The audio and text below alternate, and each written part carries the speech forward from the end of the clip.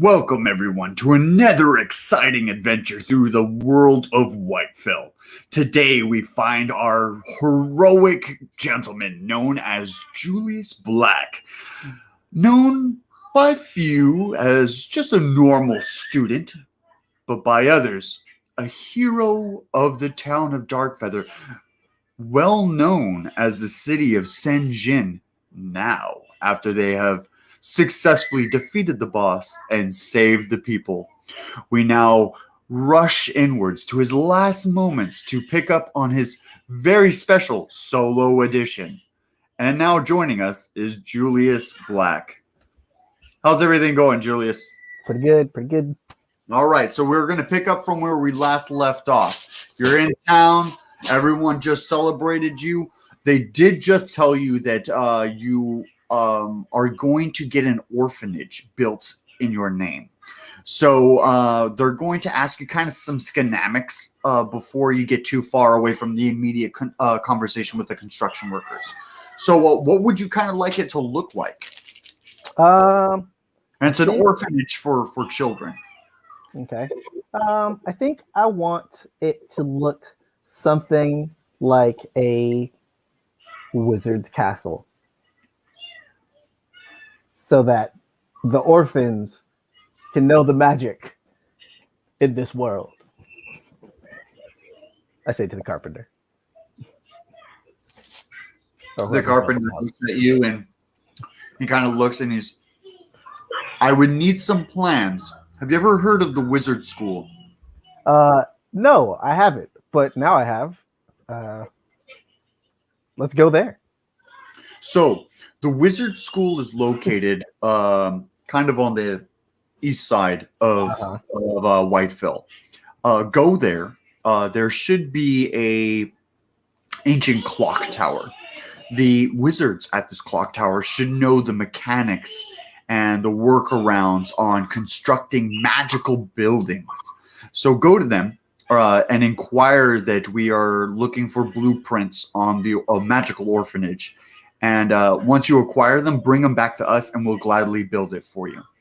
Okay. Okay, cool. Okay. Yeah. All right. Sounds good.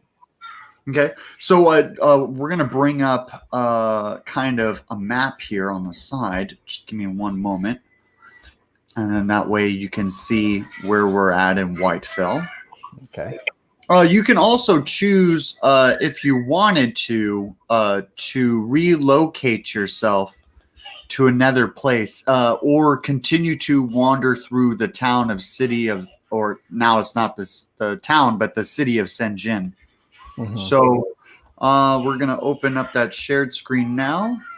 Okay. Here we go. Yeah, very nice. Very nice. So yes. So we're going to come in here and we're going to kind of, if I can zoom in. There we go. Okay. Okay. Zoom out. Control the mouse. Much better. So you're at the city of Senjin. And you can see that the wizard school is off to the eastern corner. You can see right there. Right, right. From the city of Senjin, I would have to say it's a 10, 20, 30-day journey walking. Okay. Unless you acquire some form of mode of transportation, which then it would become 10 days and you would only take a one random encounter. So how kind of would you like to handle this? Okay. Well, first, the quest that I'm doing for my orphanage is I have to meet the wizards at the abandoned tower. So I kind of want to stop there first. I think I'm going to call my horse, Douglas. And me and Douglas are going to mosey our way over to the abandoned tower. Okay. So the abandoned tower is hidden. You see it on the map, but every time you try to locate it physically, you seem to just walk in circles. You never seem to quite find it. So after spending about 4 or 5 days trying to find the abandoned tower, we're going to go ahead and roll for a random encounter because you weren't able to find it. Okay. So roll a 1d20 for a random encounter, and then we're going to go from there. Cool. 13. All right, so let's bring up the lovely encounter sheet here now that I got everything nice and printed out, thanks to someone. 13. All right, so you guys get this a lot. Stampeding pack of animals. Roll 1d10 to see how many animals. Okay.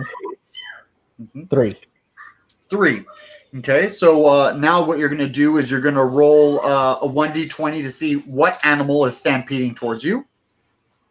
15. 15. 15. Oh, a pack of how many wolves did you say? 3. 3. A pack of 3 wolves are charging towards you. And I'm going to need you to roll a 1d10 to see how badly these wolves maul you. And okay. No. 5. 5. So you're going to roll a 1d8 to receive damage from these 3 wolves. Okay. 8. 8 points of damage. So describe, that's maximum. So describe how these 3 wolves deal maximum damage to you. It's a lot like the scene from Beauty and the Beast, where she gets ambushed by the wolves. I'm running frantically through the woods. You're on a horse. Wait, why would you? Yeah. I mean, running. So how do these 3 wolves deal 8 points of damage to you? Oh, okay. So, racing through the forest, me and Douglas are trying to outrun this pack of 3 wolves, but they're not your regular sized wolves. They're bigger than the regular sized wolves, almost the size of a horse. And they start chasing me. And as I'm running, I get hit by a tree branch, and Douglas whinnies. And right when he whinnies, like up in the air, all 3 wolves leap at the same time in like a organized like ninja Naruto cross fashion, and then they like land very epically, and like the sun sets, and then blood starts squirting out of both of my arms and a scratch on my back, and then I'm just hurt, like. And you're laying in the snow. Okay. Yeah. Well, you're entering free mode now. So how would you kind of like to continue from this moment? Well, first I would like to eat something to regain my health. I'm going to eat one of my leftover electrical fish that I have from back in the day. And then that's a D4 of health, right? Yes, correct. Okay. Cool. And then 1d4 of health. 4. Okay. That was 4 points. 4 points of health. So I have 14 health. Okay. So then I'm going to use my create a scroll ability and the multi-scroll ability and the multi-scroll ability. To craft some scrolls. Yeah, to craft some scrolls, yeah. Excellent. So for the regular scroll itself, roll the 1d4. Okay. 3. It is an experience boost, and it is what is your level? I am level 4. Okay, give me just a moment to see what the level exchange is on this bad boy. So much paperwork. Do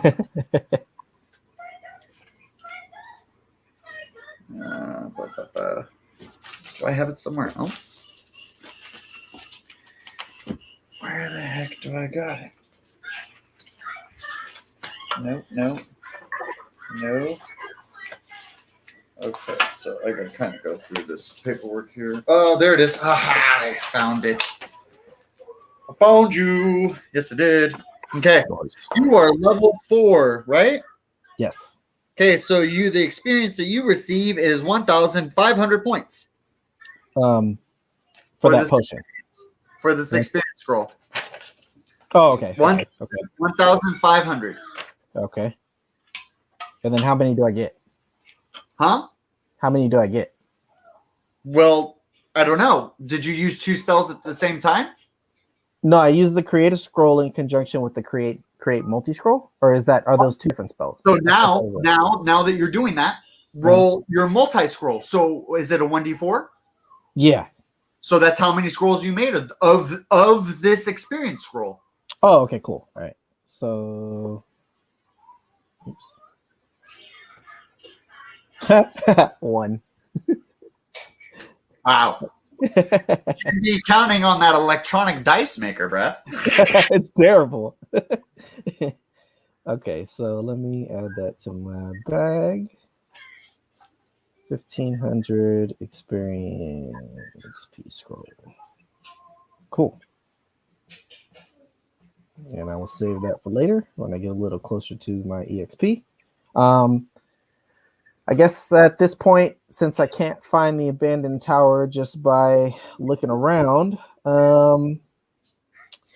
maybe I try to. Okay, let's see. Hold on. What am I going to do? And the crafting scroll didn't work. So, I know. I am going to fire my rifle off in a direction and see if I can hear it hit something in that direction. All right. To try and locate the tower. Okay. Go for it. Okay. So I roll, or I fire off my gun, and what do I hear? Do I hear anything?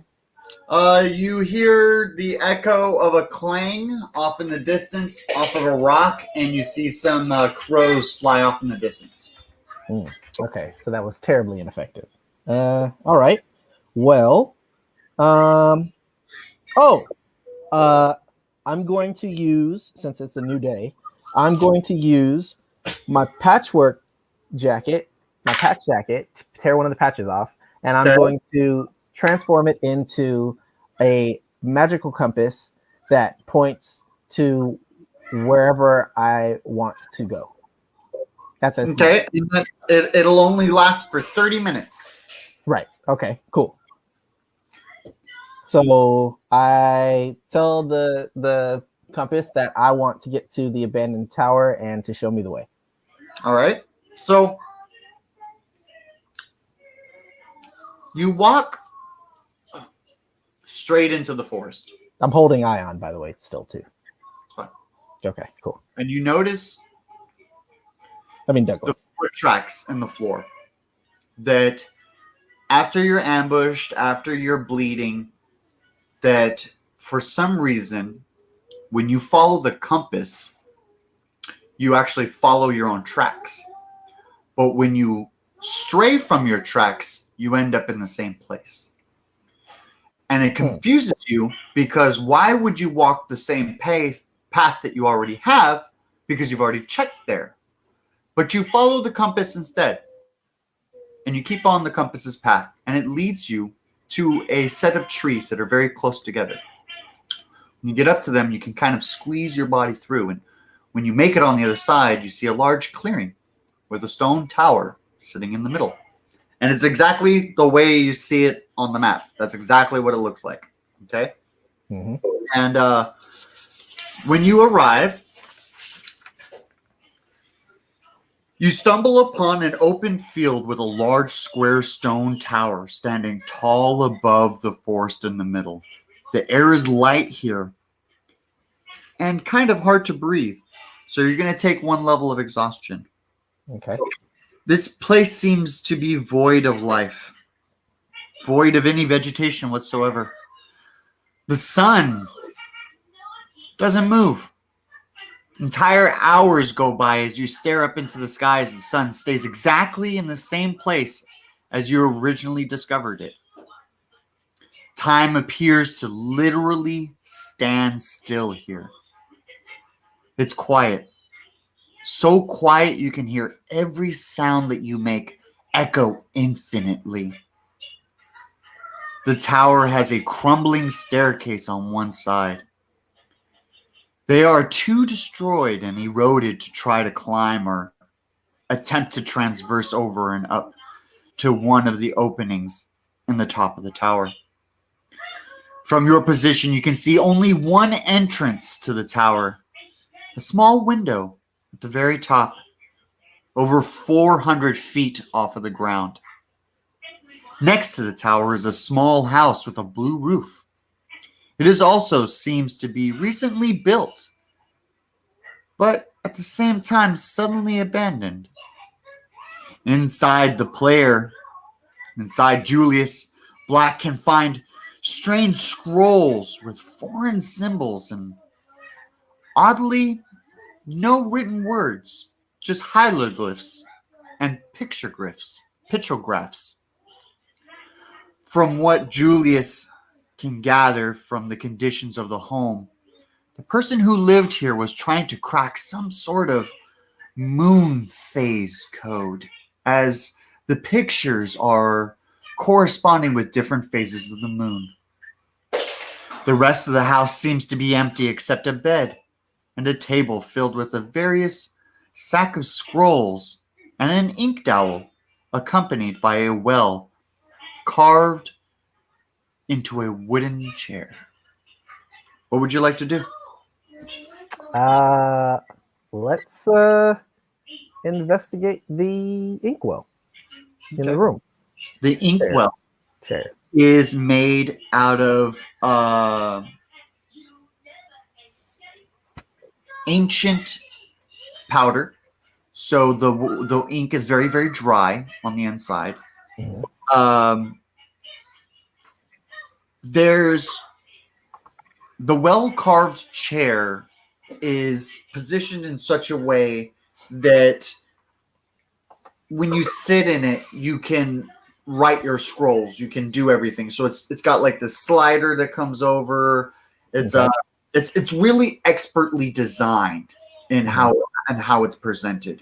But obviously you can see that it hasn't been sat in almost a millennia. It's just covered in cobwebs. Okay.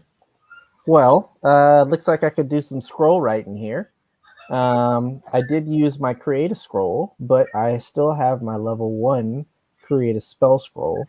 So I think I'm going to sit in this fancy chair and pour some of my sacred ink. I have 2 left, so I'm going to pour one of my sacred inks into the inkwell, and I'm going to create a.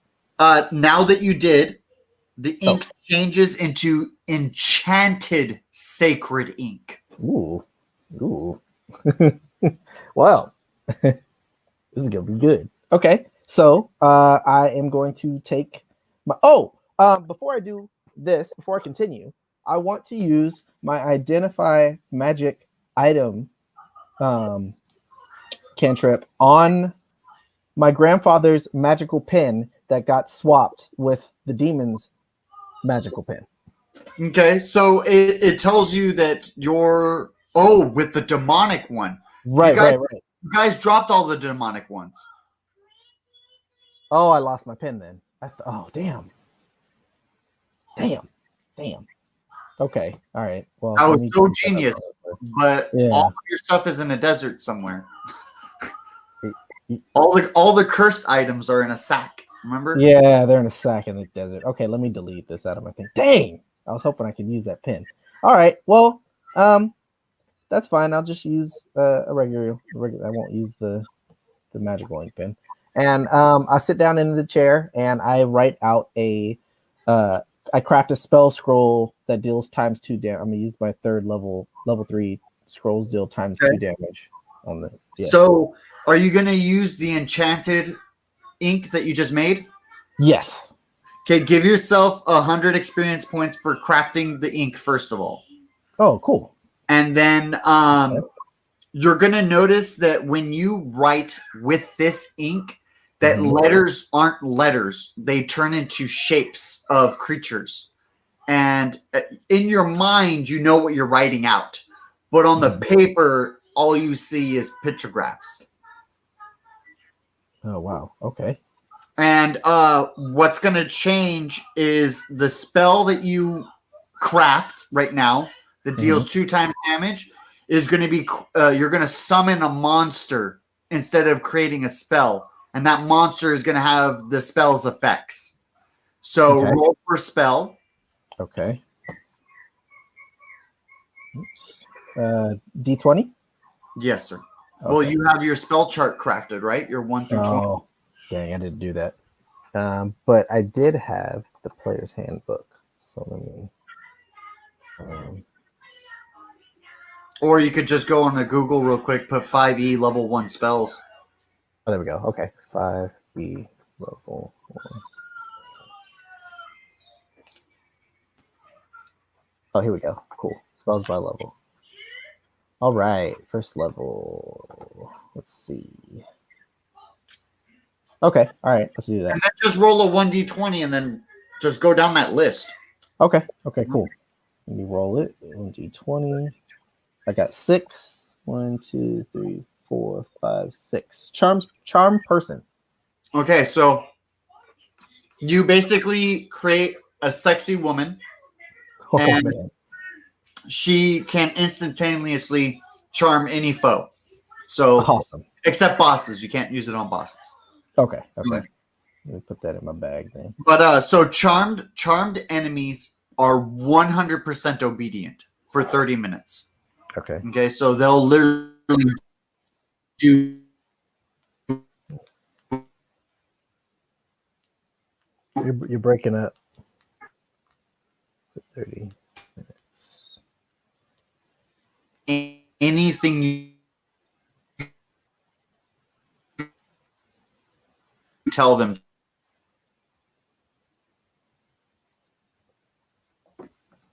You're gone. to do. It's not a persuasion. It's not an intimidation. You charm them. I didn't get anything after it froze. After the 30 minute, it lasts for 30 minutes.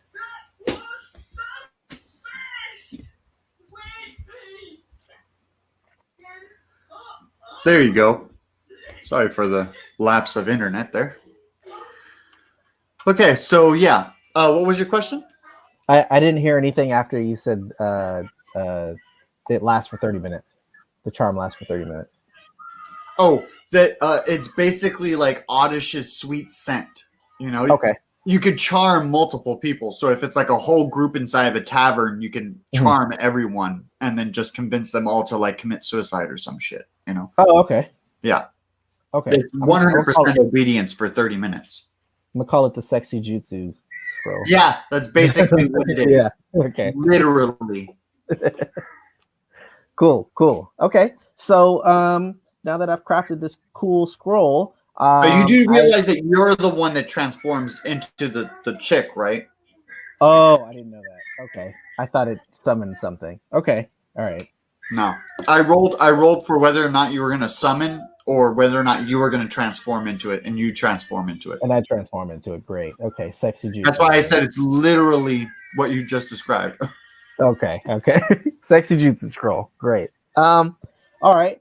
So since I've crafted that scroll and I kind of see how the scroll translates what I think into ink, I try to use my perception to see if I can, or I try to use my wisdom to see if I can decipher any of the other markings that are on the paper strewn about.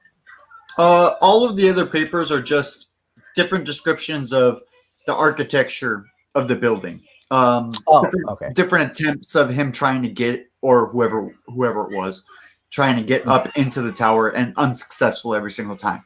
You see multiple of different plans, like Acme plans that the coyote would have trying to get the Roadrunner. He just has like a huge pile of things that he's going to try to attempt to get in through this window, and all of them just end up failing every single time.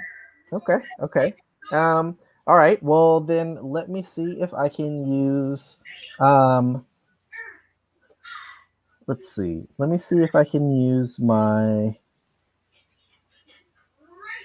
You're right next to his bed, right? You're next to the chair. You're next to the well-carved chair. Yeah. So you use perception. You notice that the sheets on the bed aren't flat. Oh, okay.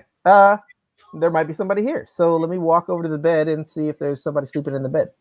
Okay, so you reveal a skeleton underneath, and he's holding a book.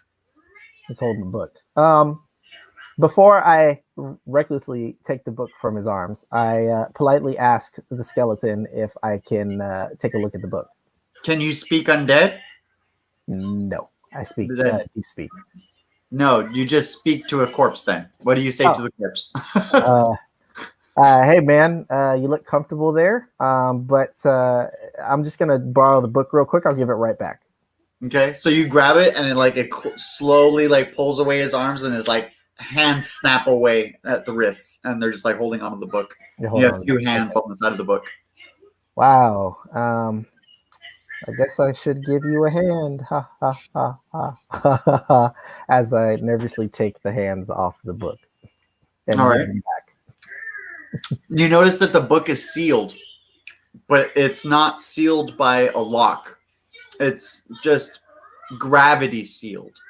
Like if you put a lot of pressure, you can Right. open it, but it holds itself shut using gravity. Okay. Um. Hmm.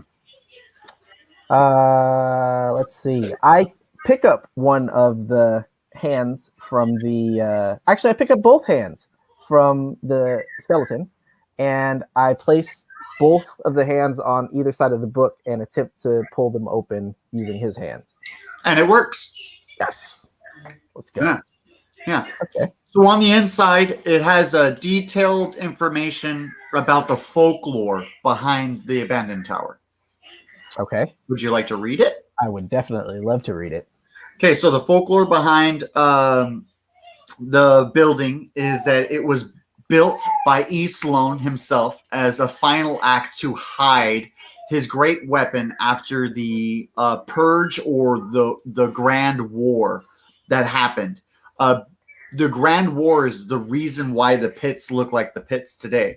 When we're going to look over here, the pits look the way they do today is because of the Grand War, and it's destroyed a majority of this whole lower portion. This all used to be land. This basically all used to be just one gigantic island, but because of the Great War, so much has changed. And in his final last breaths, he commanded the construction of the abandoned tower and used his own personal spell to conceal it. It turns out that the man that is laying there in the bed is wearing a red robe, and you can see that he has like, even though he's a skeleton, he had like a long beard, and it in the book it shows firsthand accords of the events, not rumors or legends. It is firsthand accounts. Ooh. What would you like to do? It's showing pictures of firsthand accounts, or there's more to be read there about the firsthand accounts. That's it. Okay. All right. Let me see. So I close the book again, and I give it back to the skeleton, and I say thank you. And I also ask the skeleton if I can have his robe. All right. You just take it. You can take his robe. Yeah. I'm just trying to be polite, just in case he decides to get up and get mad at me or anything. So it's called E. Sloan's disciple robe, red. Okay. They come in different colors. You got the red one. Oh, nice. Okay. Capital ESLONE, E. Sloan disciple cloak. Disciple cloak. So I'm going to use. Oh, that's a 1-a-day ability. Never mind. We'll do it tomorrow. I'm gonna put that in my backpack and step back outside and see if I can try and figure out a way to get to the top of this tower. Excellent. You can see the remains of lots of different contraptions that he tried to get up into the tower, and all of them are just broken, destroyed, or just like time has eroded them away. Okay. And how tall are we? I use my perception to see how tall the tower is. The tower is 600 feet tall, but the window is only 400 feet above the ground. 400 feet above the ground. Okay. Let's see.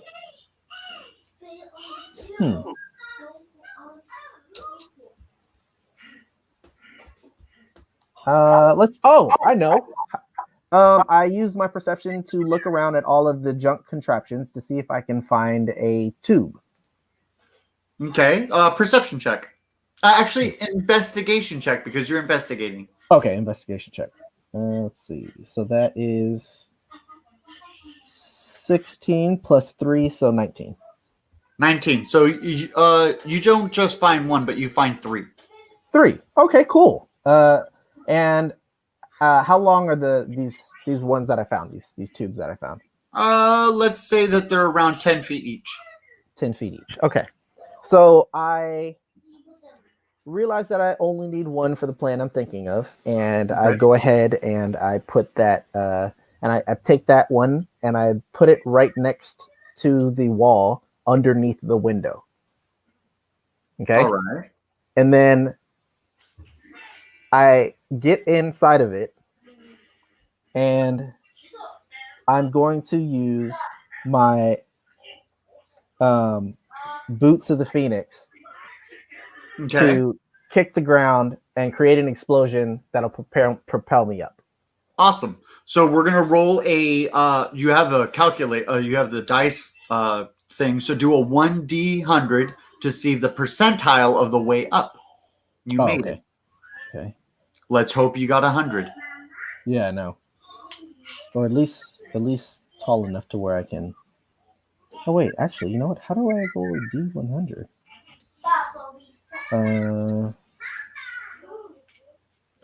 Give me a second while you roll that. Yeah.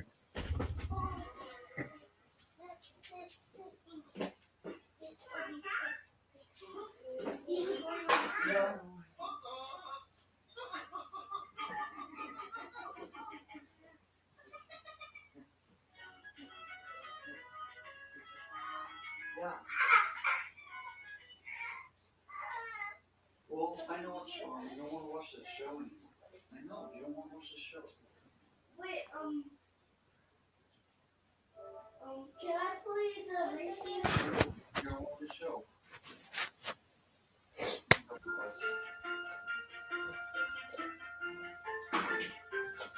Okay. All right. Okay. Here we go. Woo! All right. Let me see here. Oh, okay. All right. So yeah. So what percentile did you roll? And if not, I got a percentile roll. 94? Wow. Yeah. Nice. 94% of the way up. So we'll say that you're at 380 feet. So you only have 20 more feet to go, and you're just hanging on the side of some bricks. Okay. And your feet are dangling. Your feet don't have grip, just your hands. My feet don't have grip. I kind of I let go of one hand and strength check. Okay, strength check. You let go of one hand. Strength check. Okay. It's gonna be 15 or higher, big guy. Okay.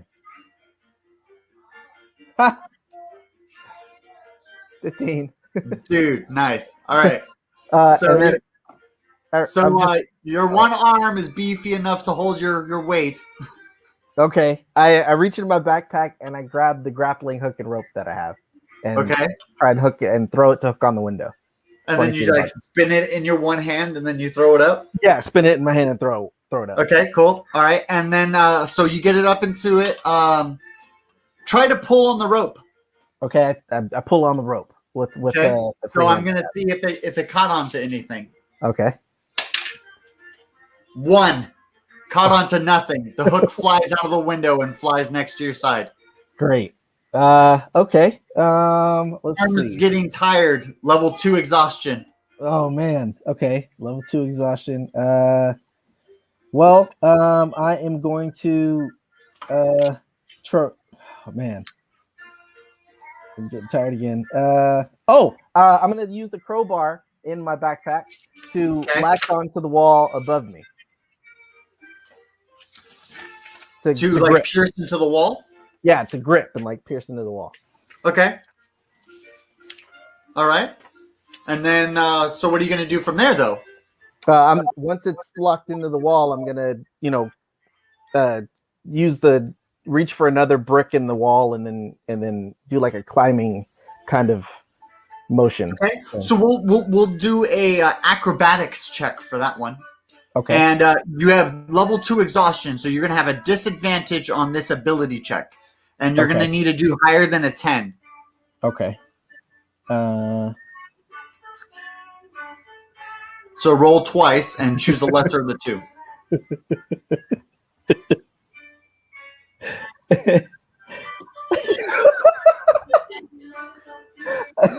I rolled a 20, and then I rolled a 1.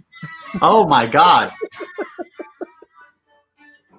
Okay, so 1. That's worst case scenario.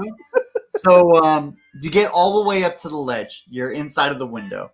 And you take a deep breath of sigh of relief as your hands are grabbing onto black ice.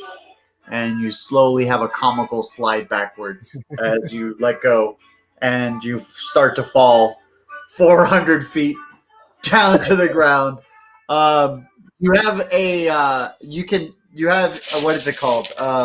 Initiative right now. So you can see whether the floor hits you or you get to have a turn. So here we go.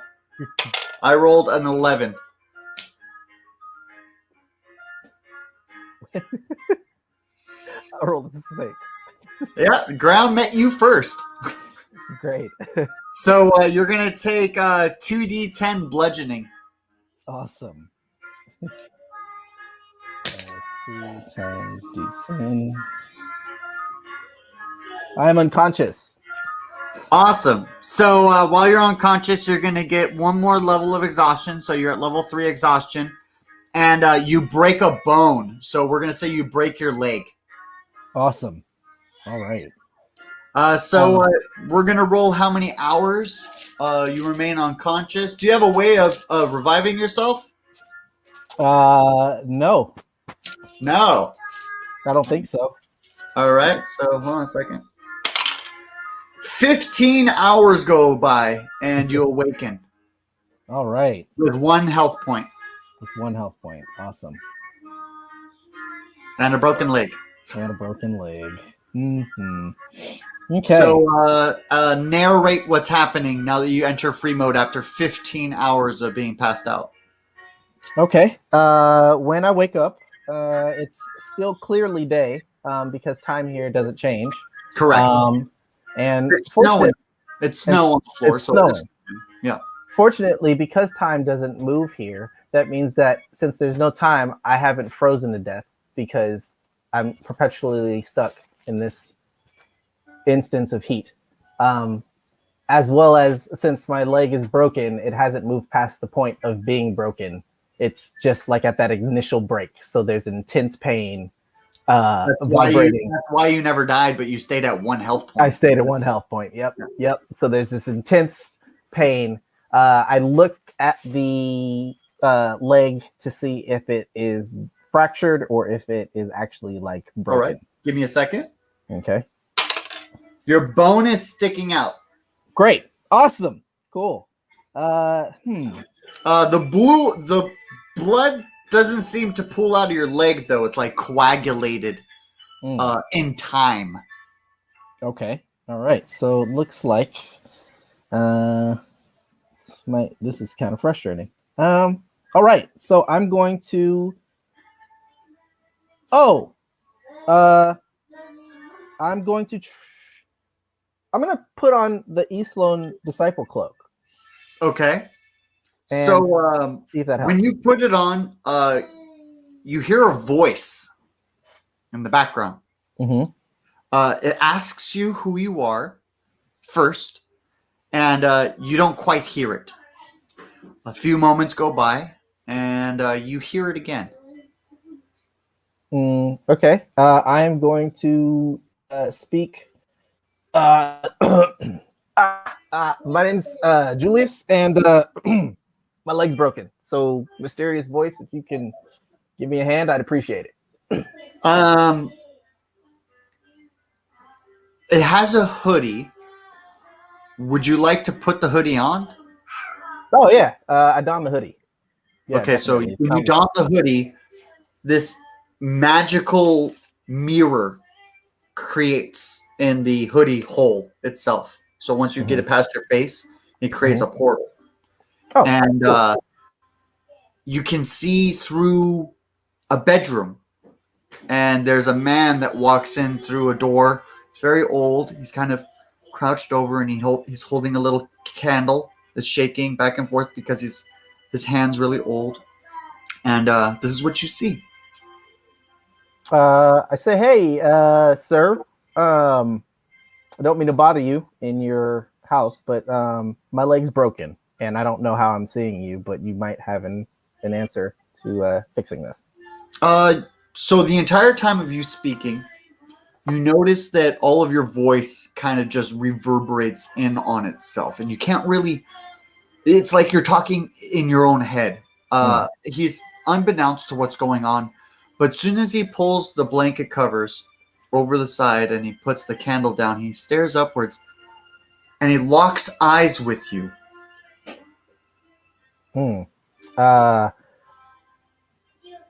Because I went to Cali High, and I had a lot of friends. We'd walk past each other and do the "sup" kind of thing. So I kind of sup. And he picks up the candle and he walks over to the mirror and he places it down, kind of illuminating his chin, bottom part of his face. And you hear the same phrase that you heard before, but his lips don't move. Who are you? And okay, so since we're doing the non lip moving thing, telepathic thing, I say in my head, I'm Julius Black. I found this robe and I put it on. My leg's broken. I tried to get up a tower. It didn't work out very well. He says that, how did you acquire the robe? I'd say that there was this really nice skeleton that was in the bed in this house next to this tower, and he let me borrow the book, and he said that I can have this robe. He's a really nice guy. Okay. So further than that, he doesn't mention healing your leg. Great. He does, although, say that it's the utmost of importance that you complete his quest.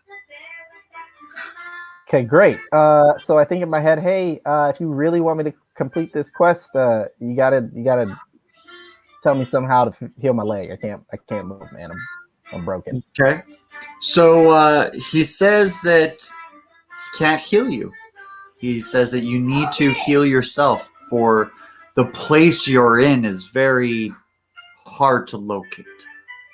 And that you're all alone. That you need to figure this out. I need to heal And he myself. reiterates that it's the utmost importance that you complete his quest. Great. Okay. I am going to. I was really hoping I didn't have to do this, but well, no, I don't want to try to do that. Okay, so I am going to attempt. I'm gonna take the hood off and discuss. And, okay, so when you take the hood off, you lose connection with him. Right. I don't feel like talking to him anymore right now. I'm upset. So I'm going to take some of the snow and the soap that I have in my bag, and I am going to attempt to wash my broken foot, the broken leg. Okay. And so you clean the area around the bone, and you get to clean all the blood away, but the bone's still sticking out. Right. Okay. Dang, the bone's still sticking out, man. What am I about to do with this? All right. Well, I'm just going to attempt to try to do this. I'm going to, since my sexy jutsu turns me into a woman, I'm assuming it turns me, since it turns me, it's going to heal to make me the sexy woman. So I'm going to just pop that scroll right now. For 30 minutes. 30 minutes. I have blonde pigtails and a fox, and There you go. like double Yeah, D describe boobs. what your character Yeah, looks like. and like a really nice, not as big as Cardi B's, but like maybe like I don't know. He got nice. But anyway, that's not the point. Not important. But she's sexy. She's sexy. All right. Okay. So great. My leg's healed.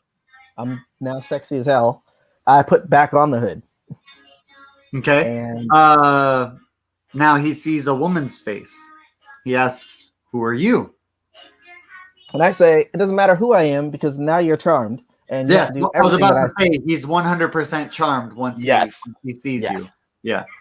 So charmed, and I say, look, I'm gonna need you to give me the plan that worked the best out of all of your plans. For what? He didn't make those plans. The guy in the red cloak made the plans. Okay. All right. Okay. So this person that you're talking to is in a different place. Oh, he's in a different place. Okay. So I ask him to tell me who he is. He responds, "I'm the great and almighty Eastloan." That's great. I'm not from this world, so I don't know you. So can you like tell me like what an Eastloan is? That's his name. Oh, okay, yeah, right, got it. So can you tell me like what are you, like a warrior? Are you like a mage? He's basically a god. Oh, he's God. That saved. He's okay. So think of the pinnacle of good and the pinnacle of evil being two wizards, and in their pursuit for ultimate power, they tore the planet asunder, which was called the Great War. Eastloan didn't win, but he ended the war. That's basically all the information he can give you. Okay, cool. You didn't win, but the robes you're wearing are one of his disciples.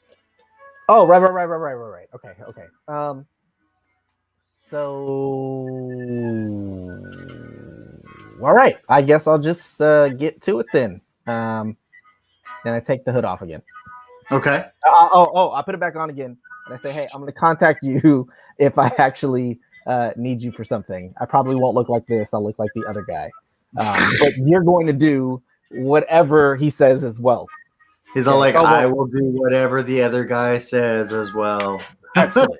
Like he just like walks over to his bed and then he puts the candle down. You do see the candle start to light the drapes next to him because he's like in this trance, so he doesn't see the drapes catch on fire. Oh, okay. So then I scream in my head, "Hey, wake up and put the fire out on those drapes." And from now on, pay attention to what the hell you're doing.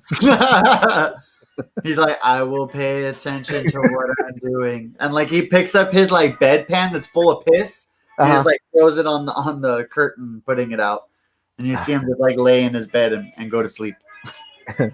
Slap my head and I say, "Now I'm pissed."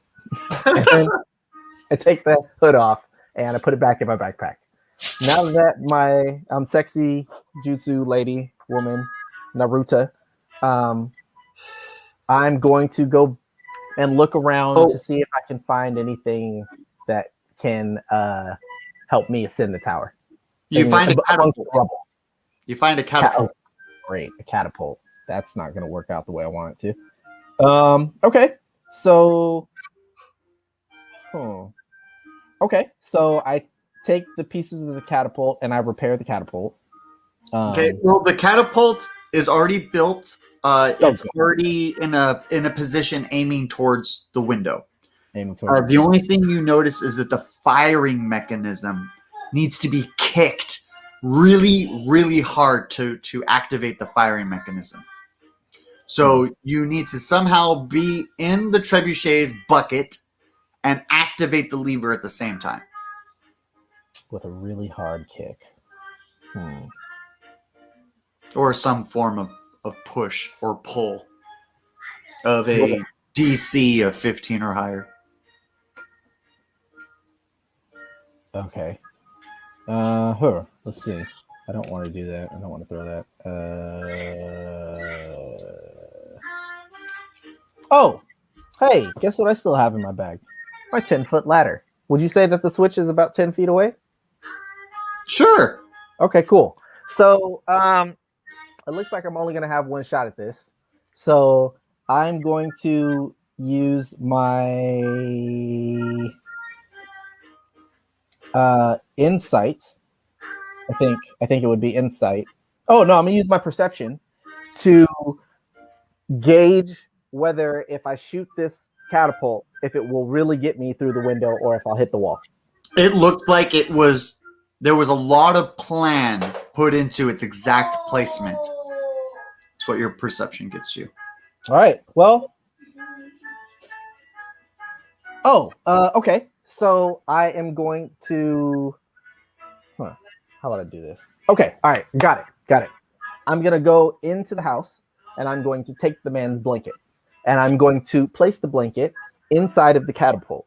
And then I'm going to cast blue bubble around me so that the edges of the bubble are touching the blanket and they're not stuck on the catapult. So when I fire the blanket and the bubble, it's going to be kind of like a bubble around me that's going to shoot me that way, like a bullet. Okay. The only thing now is that you can't fire things from inside of the bubble out. Damn it. Okay. That's right. You can use your ladder, but it doesn't go through the bubble. It doesn't go through the bubble. Damn. The bubble's physical. Yeah, the bubble's physical. Okay. I mean, I'm allowing you to do it. I mean, do it if you want. I didn't know what your grand plan was with your 10-foot ladder. I'm like, you can't use it when he's inside the bubble. It's a bubble boy situation. All right. So yeah, I guess I won't do that. Dang. I mean, when someone casted lightning the last time, it just bounced around on the inside. Right. I was trying to use it for some sort of protection, but I guess it's not gonna work. Oh, okay. I'm just gonna cast blue bubble. Well, no, that's not gonna work. All right. You know what? Let's just use the ladder. I use the ladder to hit the thing that I need to kick so that it's DC of 15 or higher. So strength check of 15 or higher. Oh, well, you have a ladder, so 10 or higher. Okay. 13. That's it. That's all you need. So you make it through the window. Describe how it happens. I shoot through the window. No. I hit the lever with the ladder and it doesn't go, but it looks like it loosens up a little bit. So then I hit it 2 more times and it looks like it's about to snap or it's about to open. So I grab really tightly on the ladder and I hit it 1 more time and me and the ladder shoot towards the window at like an arc motion. And the wind is so much that it knocks the ladder out of your hands. Okay, well, there goes the ladder. Peace out, ladder. And you still go on trajectory. Still going on my trajectory, and it looks like I'm gonna hit the wall. But as I curve down, it curves down at the exact angle to where I go through the window and land and do a roll and like a ta-da kind of. When you land and roll, you roll into a pile of pillows. Oh, okay. Oh, excellent. Nice. So well-placed pillows. Yep. Yep. Cool. Now that Julius has found a way into the tower, he finds that the inside of the tower is very cramped, and the room may be only 60 feet in all directions.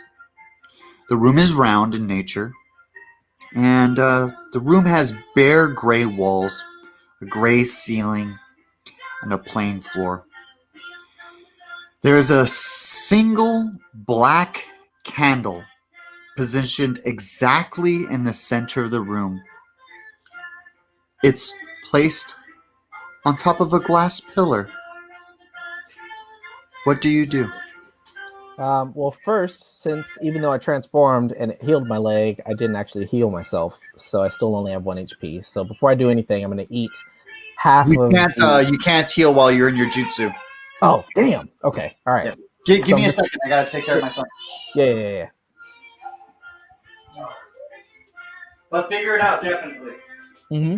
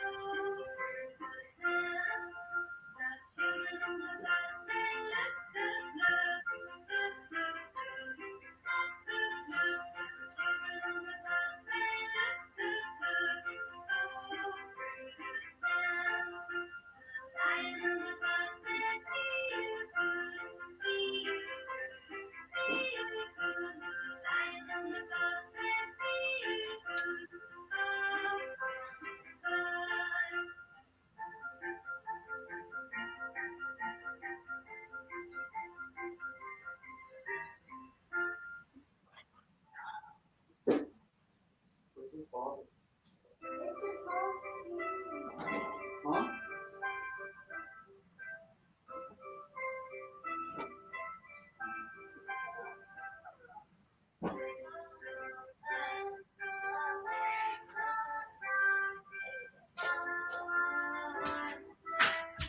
Okay.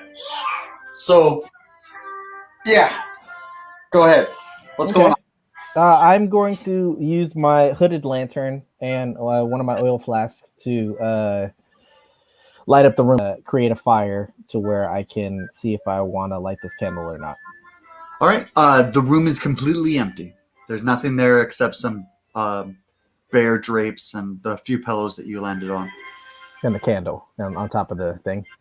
It's a glass pillar with a black candle at the With top. a black candle. Okay. Okay. I walk over to the candle carefully, looking out for traps. And when I get to the candle, I whisper at the candle, "Hey, are you sentient?" No, it doesn't say anything. Awesome, cool. So I try to take a look and see if there's any indicator on the pillar or on the candle itself that tells me what the candle does. The candle is smooth and the pillar is smooth as well. Okay, well, let's light this bad boy up. And I light the candle. Okay. Once Julius lights this candle, the room lights up with strange blue runes that emit a small, faint little wisp of a fire. The fire starts to get stronger as a swirl of air starts to swoosh around you. The runes peel off of the walls and fly over and systematically embed themselves into your skin.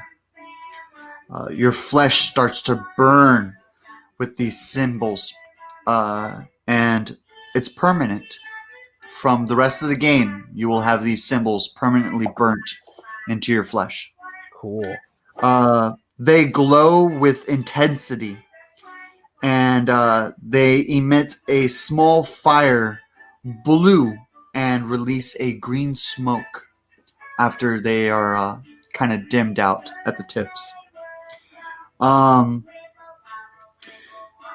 You can feel kind of a migraine, a headache going on as the fire starts to erupt out of the runes on your skin, and you're just enveloped in blue flames. And you black out, and you awaken with level 4 exhaustion. Awesome. Julius arrives in a room similar to the one that he was just in, except many things seem to be very different. As when you do a perception check, which you're already really high in, so we're just going to go along with that, Right. say that there's lots of objects that just suddenly appeared out of the room. The room is now covered in extremely detailed paintings, spanning from the center of the room all the way across the floor, up the walls, cascading onto the ceiling, leading all the way to the center of the ceiling. The paintings depict a grand battle At the center of the ceiling is a white mage surrounded by 4 wizards of various colors. A red wizard, a blue wizard, a green wizard, and a purple wizard. The 5 figures are fighting what seems to be an endless waves of undead and demons spanning from the ceiling down the walls, leading to the floor and back to the pillar. At the center of the floor, there is a mirror copy of the mage on the ceiling, except he's pitch black. The obsidian sorcerer is the mastermind and summoner of the endless waves of carnage.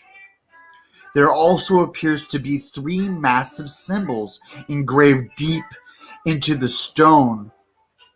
One on the ceiling in the shape of a sun, one in one of the corner walls, in different phases of the moon, and finally one on the floor in the symbol of a full moon, the same size as the sun on the ceiling. You notice that the window has vanished completely. You are trapped inside this room. 4 small pillars start to vibrate to the ground as they start to rise 4 feet out of the ground and stand precariously, evenly displaced away from you. The entire rooms begin to vibrate.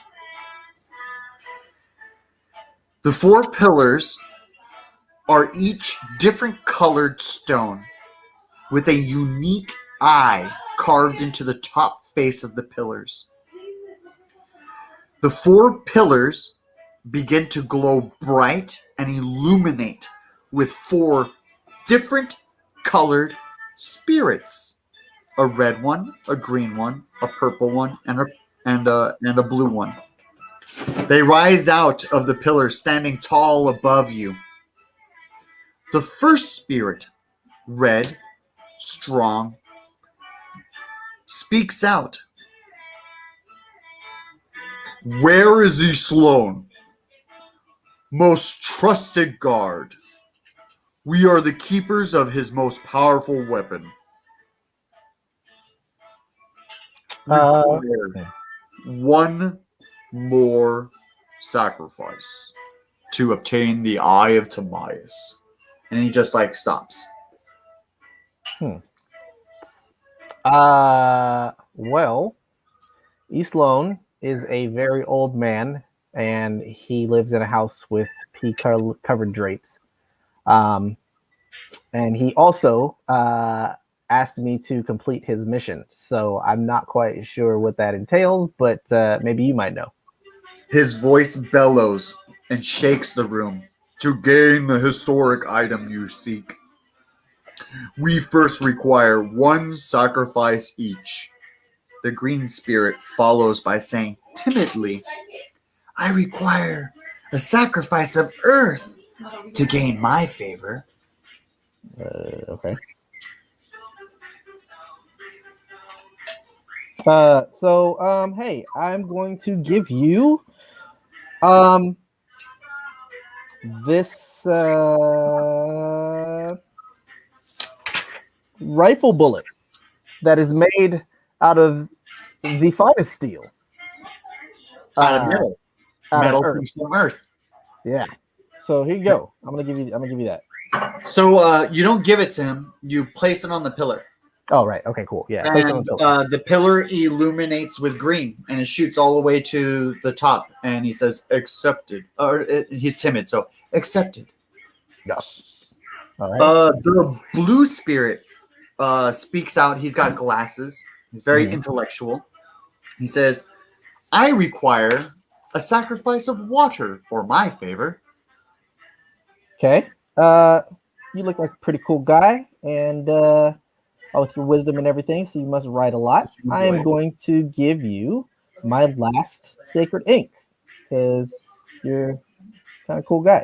So there goes the sacred ink. Has water in it. It's like liquid. Is that Mhm. okay? What was that? No, One more time. the sacred ink. I give him a sacred ink Uh huh. and place it on the pedestal because Okay. it's liquid, so it's obviously has some sort of water in it. At some So, point. did you just say water? Some Well, sort of so, water? you know, I mean, like, you know, it's a mixture. It's liquid, and so I don't know, liquid water. I don't know. It's sacred ink. It's sacred. It's made out of holy water. There we go. He says, "Sacrifice not accepted." All right. Well, I'm I gonna do take not it. accept that sacrifice. Yeah, he's got to be intellectual. Ink is not water. All right, fine. This is a pretty cool tool. So I guess I'll just take it back. All right. Fine. I will give you this water flask, one of my 4 water flasks that's left. 3 water flasks that's left. You can have one of them. And I placed it on the pedestal. All right. Okay. It lights up with blue and it shoots up to the top of the ceiling. And he says, "Favor accepted." The next one is the purple spirit. And you see he's kind of like shorter, a little stockier than the other ones. He's not as tall or pronounced. It's actually a female. And she says, "The sacrifice I require is any form of magic." Oh, well, since you're my favorite color, and you also all happen to be pretty beautiful, and I'm also a sexy jutsu woman right now, I'm going to give you this sacred ink that stuck-up guy over there didn't want to accept. So, and I placed that on the pedestal. And it shoots up with purple. And she says, "Sacrifice accepted." All right. And then finally, you walk back to the red one. And you're really, really cocky. So what do you want to say to the red one? All right. You happen to have a very unfriendly friend over there, and I'm really hoping that you aren't as friendly as he is, because I got what you need. He says, "Let's see. Last and finally, I require a sacrifice of fire to complete this ritual." Oh, okay. Hey, bro, I got something you're gonna like, and I whip out my nice. What am I gonna whip out? Oh, I am going to whip out my bullseye lantern and my oil, and I'm going to light that bad boy on fire and put it on the pedestal. The lantern? Yeah, the bullseye lantern. No, just put oil on the pedestal and light the oil on fire. Oh yeah, I can do that too. That's yeah. That's I better. do that. That's Okay. okay. Yeah. The light shoots up with red, and he says, "Sacrifice accepted." And the 4 spirits start to glow and speak as one. "We give you our favor, hero. Approach Islone's challenge and solve the white mage's puzzle." They point to the center of the room, where a blinding beam of pure white light pours from the ceiling down to the ground, revealing a 5th pillar slowly rising upwards to 4 feet. E. Sloane's challenge. The pillar is made out of solid gold. It is divided into 3 different sections that move independently from each other. Each section has 3 various symbols on them. The entire pillar is encased in a crystalline shell, only allowing the player to align one side to activate at once. The pillar has 3 sides with 3 symbols per 3 sections. To move the section, the player must reach his hands inside of the crystalline shell and move one piece independently from the others to solve the puzzle. The same 3 symbols appear on each section: a full moon, a full sun, and a crescent moon. The spirits once again speak one more time to you. You must align the pillar as you would align your soul. But beware, every wrong move will cost you your life force. You enter Great. free mode. Great. Would you You're say at it's been 1 30? HP. Would you say it's been 30 minutes? I'm still Put waiting down? for the timer to. I got Okay. I got a little timer right here. So you Awesome. you have like sexy jutsu for I think like 3 minutes. Great. Okay, so it doesn't look like there is a time limit on this thing. So I'm going to whip out my bedroll and I'm going to take a nap. 99%. Go ahead. What now? Sorry I'm gonna about whip. I said since it doesn't seem to be a time limit to this puzzle, I'm going to, and since there's really like kind of no time going on because we're all stuck in it, I'm just gonna whip out my bedroll and take a nap to as long to Watch, clear my try to fit it. exhaustion. It doesn't fit. So you take out your bedroll and you're going to try to sleep. For exhaustion and health recovery. Yeah. Okay. Or no. Health recovery doesn't work. See, it right? doesn't fit, huh? I know. That's what I said when I went to go pick it up. I was like, "What's up with this?" And he's like, "Yeah, they're going to have to remanufacture it." But yeah, no, hit that more. This is cool. Save this. So now that you're in your bedroll, you're sleeping it off. These spirits are going to watch you while you're passed out as a chick because they're charmed. So they're going to just stare at you passed out like hella perverts for 3 hours. And then after the 3 hours, you're going to turn into a dude. all of the spirits are going to freak out. And they're like, wait, we thought we were giving this chick all the powers. What's going on here? Who's this guy?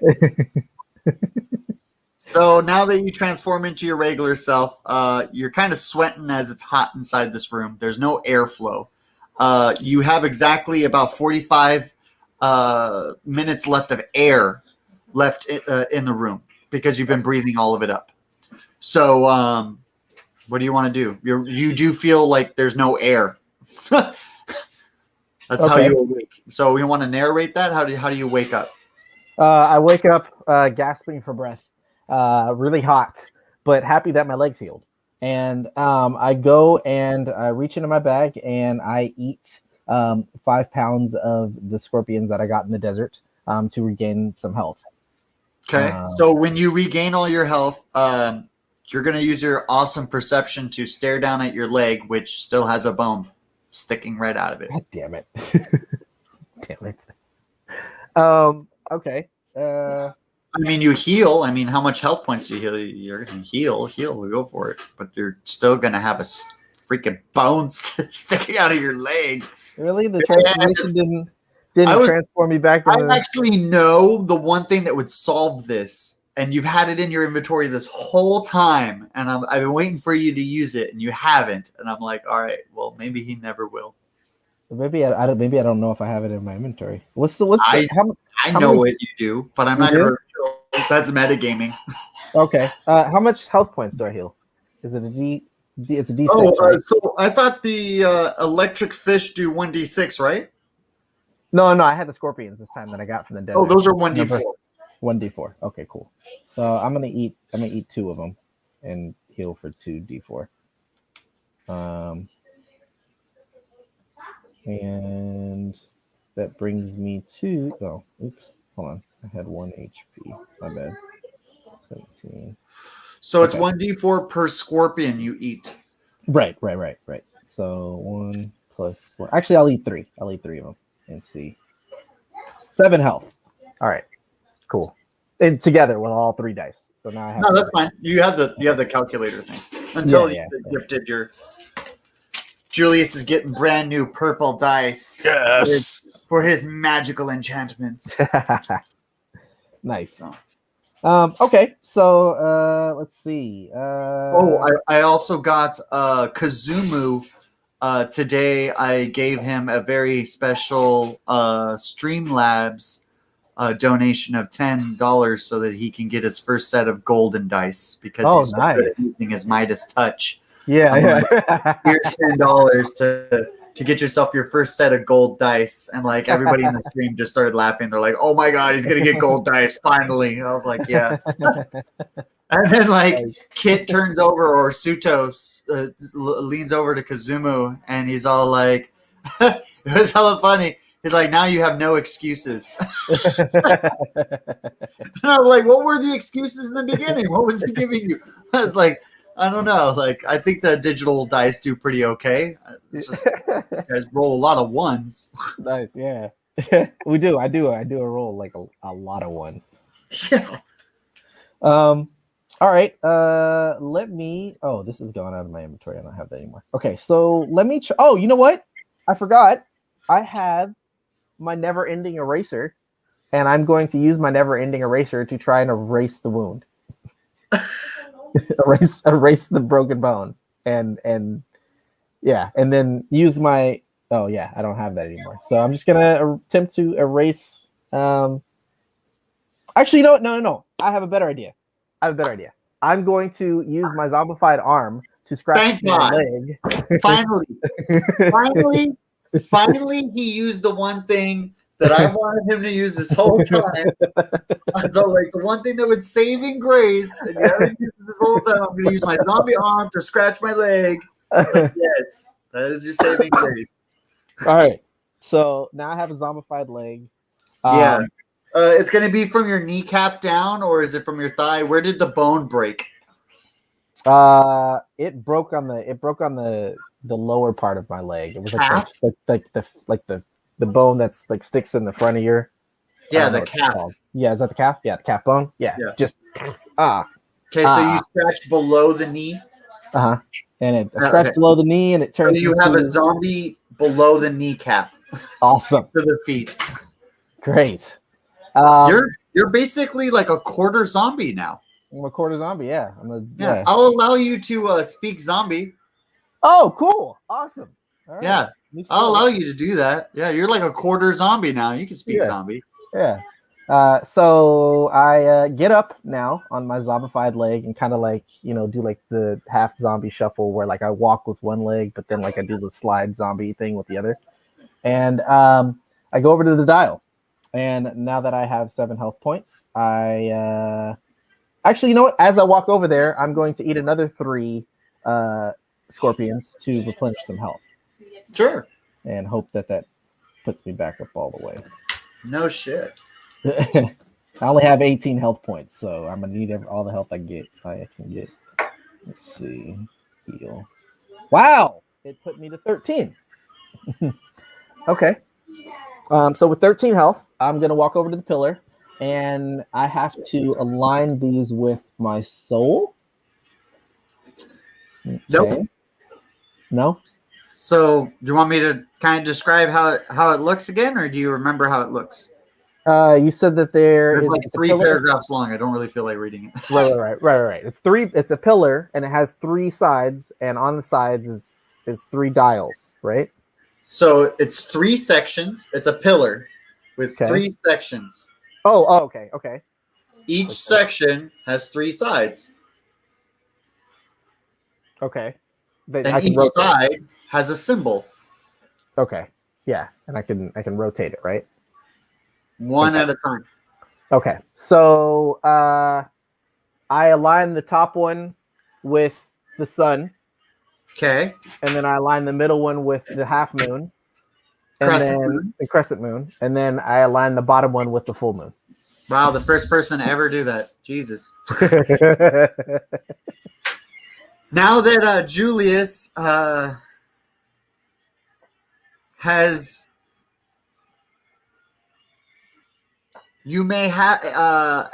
aligned everything, the spirits reply.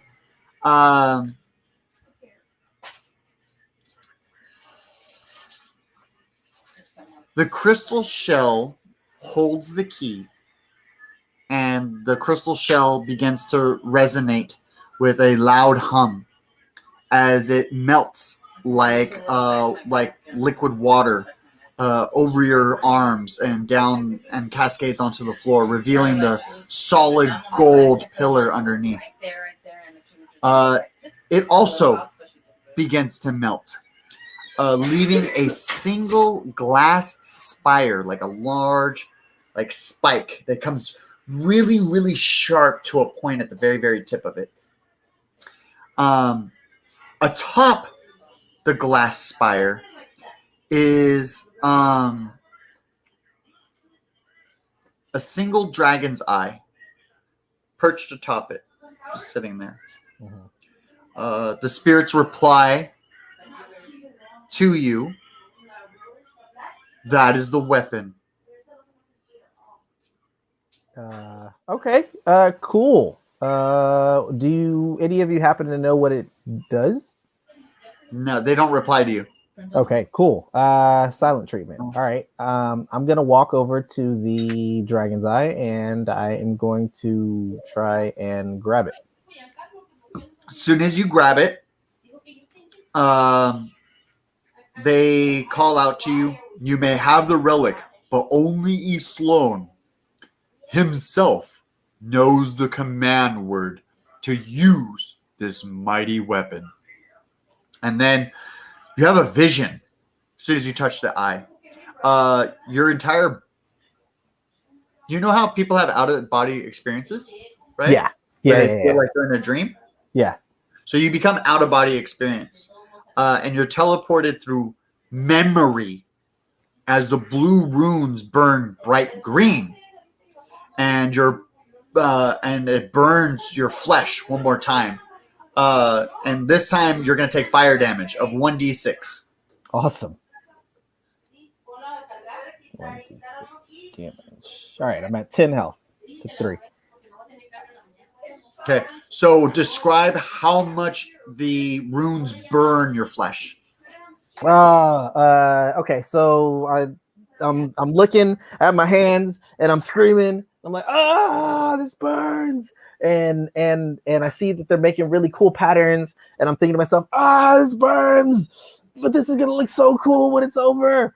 And then I fall on my knees to the ground and scream out and tear my shirt and scream, why? The smoke bellows around you, taking you through a vision of the past. Julius Black is standing in the middle of a great battlefield. Many demons and undead march past you. Just marching, literally past you, shoulder by shoulder, waves and waves. Julius is unaffected by this environment, as they are only here to observe. Okay. Massive cracks open from the earth as hordes of green smoked demons climb out beneath its bellows. The thousands upon thousands of minions appear to be marching in the same direction. They march towards a massive stone pyramid in the nearby distance. Hundreds of jungle trees have been cut down to make ladders and various wood tools, bridges, wagons, and other forms of means of getting across, transversing the land. The land in front of you is scarred from fire and brimstone, as many battles have claimed billions of souls over hundreds of years. You hit free mode.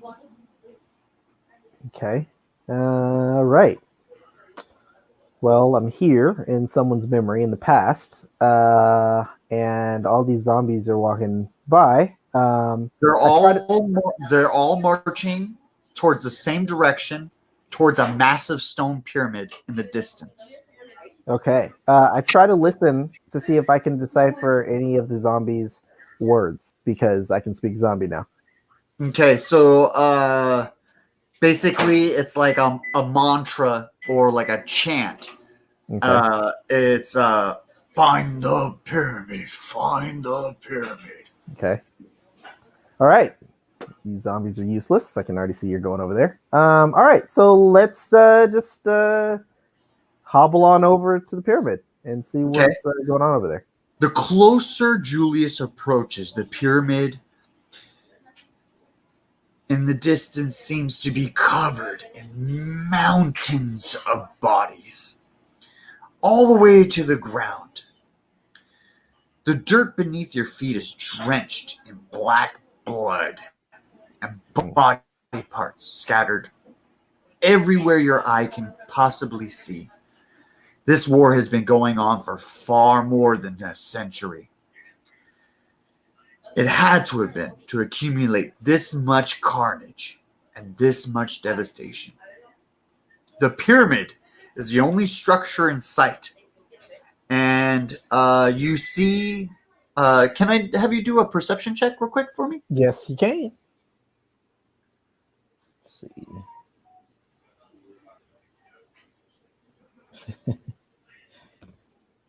Four plus 4, so 8. But your passive perception is what? Oh, yeah. My passive perception is 14. So, what is that? It's 24. Okay. So Wait, that's 22. you Sorry. see 4 sorcerers casting level 10 spells from the peak of the pyramid, destroying massive amounts of enemies in all directions. An obsidian sorcerer riding an undead dragon lands just beside Julius, and you can hear him very clearly say, "I command you to finish this once and for all. Bring me Sloane's head now." The hordes of minions pick up speed dramatically, and screaming and shouting "Ah, rah," as they rush towards the base of the pyramid. In the ensuing battle, Julius can see clearly at this point in time the 4 wizards have different colored robes. One red, one green, one blue, and one purple, standing at each corner of the pyramid's 4-sided top, shooting spells and cantrips faster and stronger than any wizard you know in your history. Oh, hey, I know those guys. Would you like to approach closer? Yeah. They can't hurt So you're me. standing right beside the obsidian sorcerer riding the dragon. Oh, okay. I'm standing next to him, so I am going to attempt to use my zombie language. The back, but not the front. The back, yeah. Yeah, that's a part of the Masood. Oh, did you like it? What? Oh, that's funny. Sorry about that. Go on. What now? It's all good. I'm gonna stand next to the zombie dragon and see if the zombie dragon is saying anything that my zombie language can decipher. No, it's just a dragon, dude. It's just a dragon. Damn it. Okay. All right. You speak undead, but you don't. Or no, you speak zombie, but you don't speak dragon. So I think you'd need both languages. I'd need both languages. Damn it. Okay. I thought I'd find a loophole there. All right. Well, I look at the wizard, the black wizard, and try and see if I can see anything on him that might be of good information for me in the future. Sure. You get like a super detailed description of what he looks like. Hold on. Where the hell are you? There you go. He looks like this. Let me get my notepad out. I might need this for later. Is that bright enough? Can you see that? If I stop moving? Well, we're still on the split screen, so I can see the map, but You know what? I'm going to do this instead. Here, check this out. Okay, there we go. Yeah. Oh, yeah, if you hold it really still, I can see it. Okay, so he's like a skeleton bone wizard kind of guy. He's got a really cool looking staff with the tri crown and the red ruby belt looking thing. A purple robe. Hey, all right. And armor. That's armor on there. That's not just bone. Okay, all right. Okay. And he's holding something. What's he holding? I can't see that. Is he holding something or is that his hand? He's holding something. Oh yeah, I can't see it because it's blurry. It's okay. Just know that he's holding something. Oh, okay. All right. Cool. So he's holding some. All right. Got it. Good. He's got rubies in his tiara. He's got a nice little. Yeah. Okay. He's got the belts of. Okay. Nice belt. Okay. Got it. Cool. It's a little like Shredder. And then I haven't painted the dragon yet, but the dragon. I guess I have. The dragon looks like this.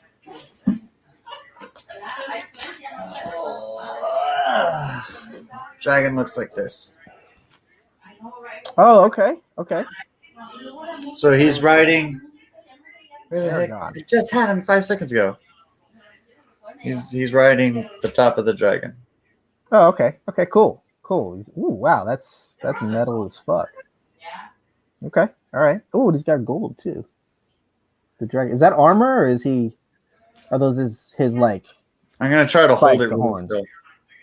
It's armor, right? It's like Yeah. armor. Yeah. Okay. Pretty cool. That looks dope. I'm still working on it, but yeah. No, it looks dope. I like it. But yeah, so he's riding that dragon. All right. Okay, cool. So he clearly doesn't have anything left for me to observe. So I'm just gonna waltz on up this pillar and see if I can. Or no, you're gonna walk. You're a total of 100 feet away from the base of the pyramid. Would you like to walk towards the pyramid? Oh yeah, I'm gonna walk towards the pyramid. Okay, so when you approach closer to the pyramid, a mage in white robes levitates up from the center, holding a dragon's eye in his hands, covered in blood, just completely covered in blood in both of his hands. Mhm. He raises the eye into the sky as his tears fall into the swaying wind. Let's change this up so people can see dual. There we go. So, where am I at?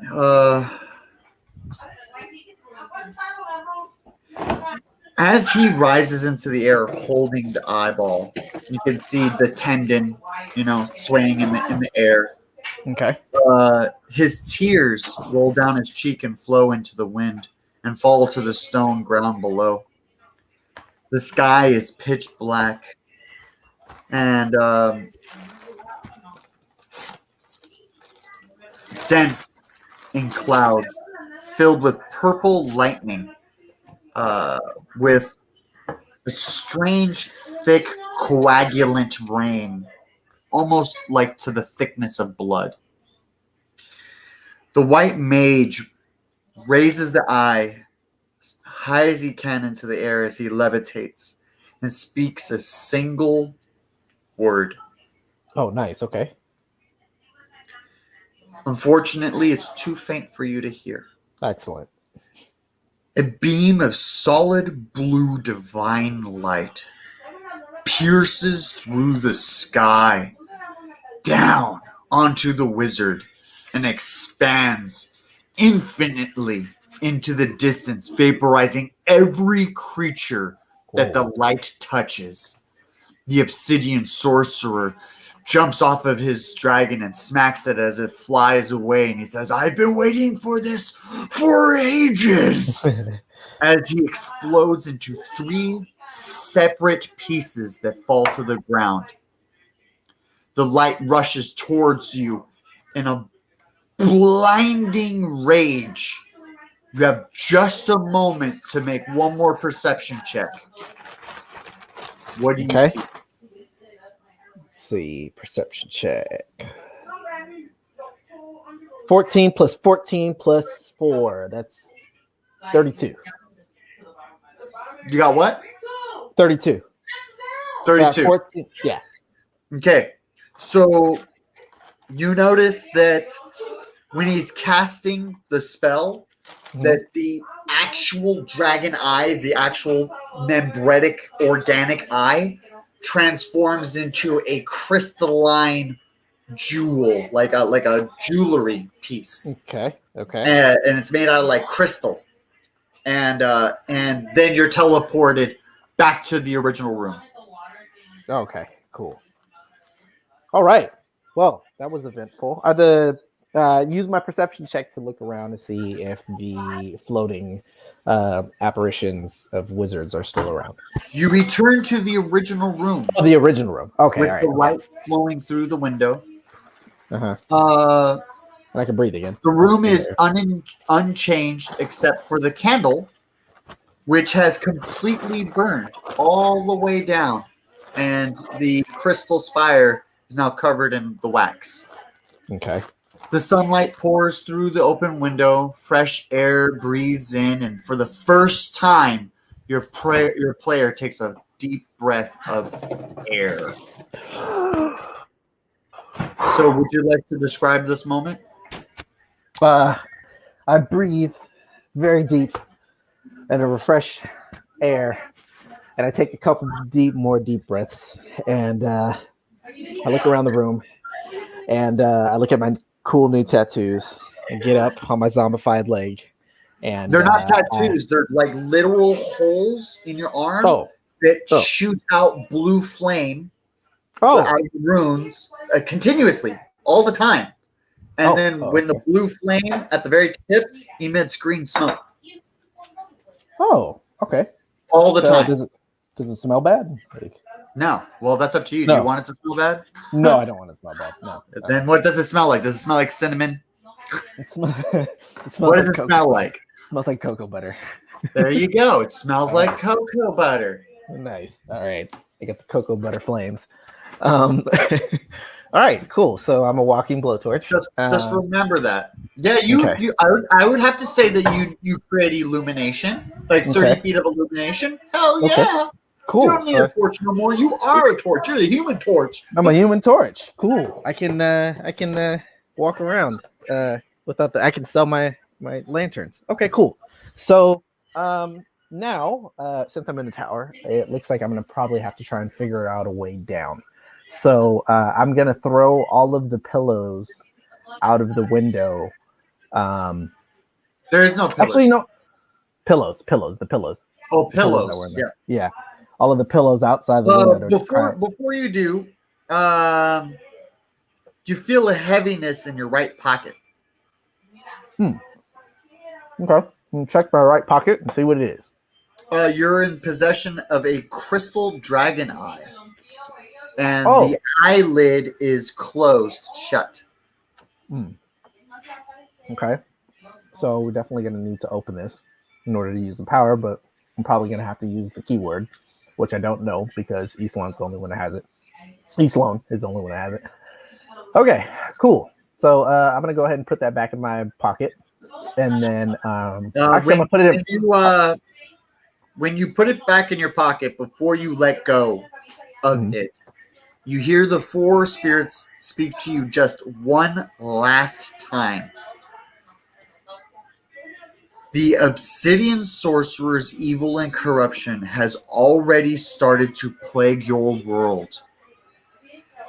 The Queen Darla and all of her wretchedness is his right hand, and she seeks to resurrect her master. Locate him and defeat him with this mighty weapon, as this is his only weakness. The red spirit now speaks just by himself. We pray that you can stop her in time, for if you do not, she will succeed in bringing the Dark Lord back to the real world. The entire region of Whitefell will have to face an undead and demon horde, unseen by the 1,000 years. And all together they speak one more time. Go now, hero, and save the land of Whitefell. Use the weapon. Defeat Darla. Corrupt her plans. Stop the ritual. And if not, be the hero that the land needs and kill the obsidian sorcerer yourself. The spirits disappear in your mind, and you are free to navigate the entire world from now on free mode. Awesome. The weapon you got is higher than legendary. So, what classification would you give for higher than legendary? Mythic? Yeah, mythic or So it's a mythic rarity item. okay. Higher than legendary. And it's an attack, and and it's attack.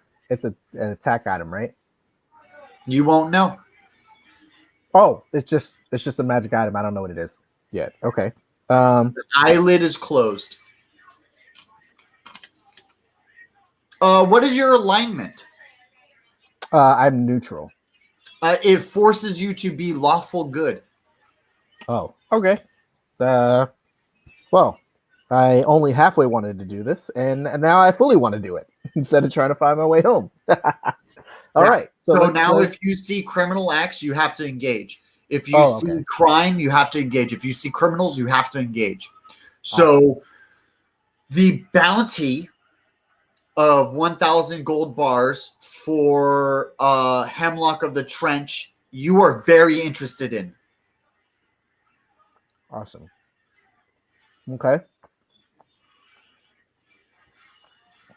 All right. So I know where Hemlock is. He's at the town. But Hemlock seems like a pretty strong person. I mean, he shot a laser, and I don't actually know how he did it because we didn't go over it before I left the town. He just accepted the fact that he did it. He's all like, yeah, I did it. Yeah.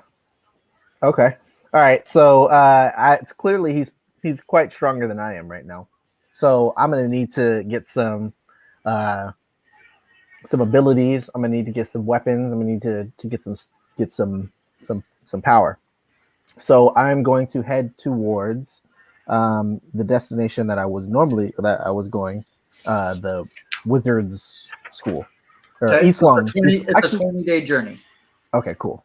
All right, so I got to roll for encounters, right? 2 encounters? Yeah, and so 20 days. You got food and water for this journey from this point on? I don't. Okay, so I'm going to have to try and hunt for some. Okay, so you leave this place. How many rations of food and water do you got so that we know how many days you continued before you hunted? Okay. I have 10 pounds of the scorpions. I have 1 more electric fish. Those are the real ones. Then I have 2 flasks. It's two flasks of water. Well, and you have your horse still, right? Yeah. Mm-hmm. So waste 10 of your scorpions and then roll 1d20 for random encounter on your way to the wizard school. Okay. 10.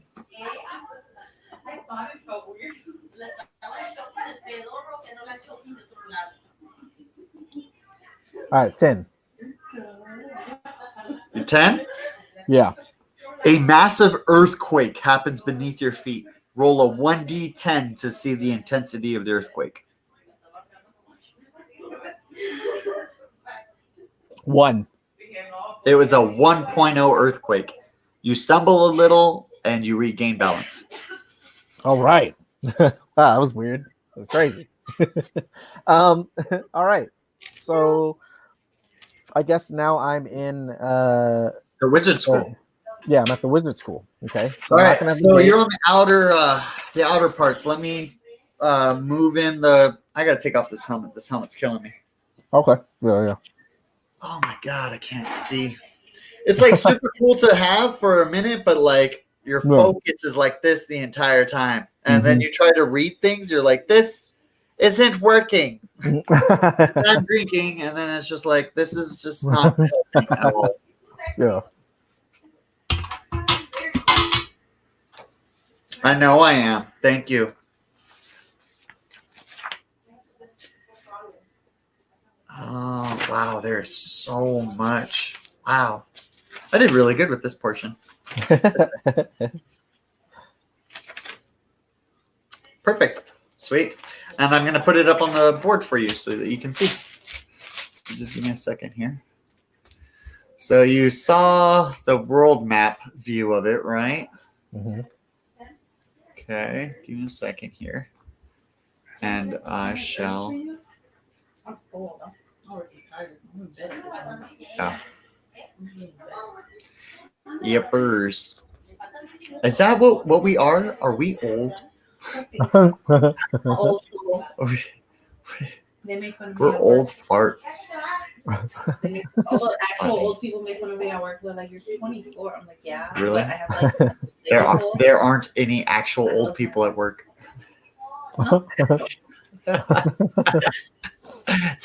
they're all pretty much the same age as me, so it's okay. Not a big deal.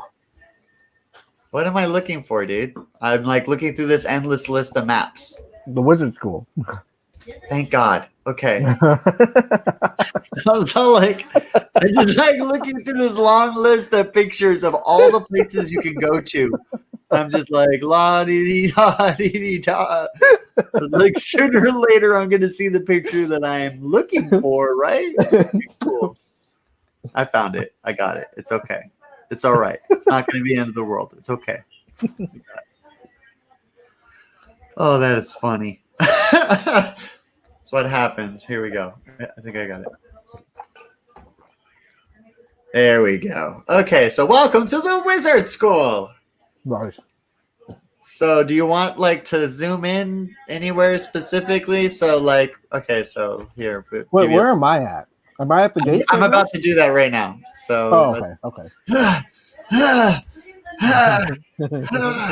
Okay, so we're over here. Okay, so where's the freaking wall? Damn it. Where's the wall? Give me the wall. Okay, there we are. Okay, so here we are. You're just outside. You're right here. Okay? Mm-hmm. And then this is what you see in your vision. So you're standing right here. Okay? So here we go. You ready? Yeah, I'm ready. That's the Wizard School is a whole thing. It's give yourself 1,500 experience for discovering the Wizard School. Awesome. And give yourself. Did I give you experience for discovering the abandoned tower? Mm-mm. No. Give yourself 500. Wait, you gave me 100. You gave me 100 for discovering it. For the inkwell. Oh, that was for the inkwell. Yeah, you're right. Yeah. No. Give yourself 500 experience for discovering the abandoned tower. Okay, I'm gonna roll for health because I leveled up. And then give yourself.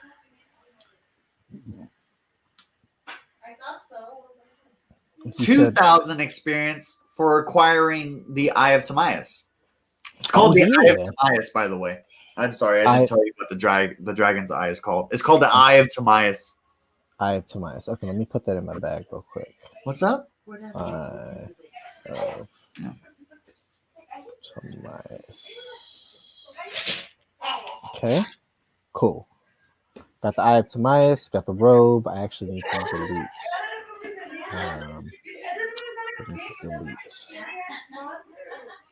The sexy jutsu because I don't have any more. Okay, cool.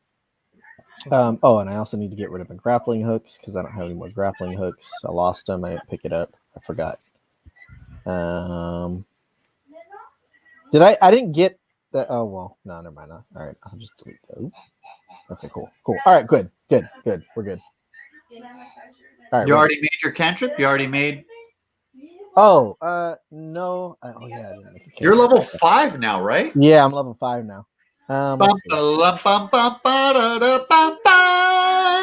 Proficiency has increased from 2 to 3.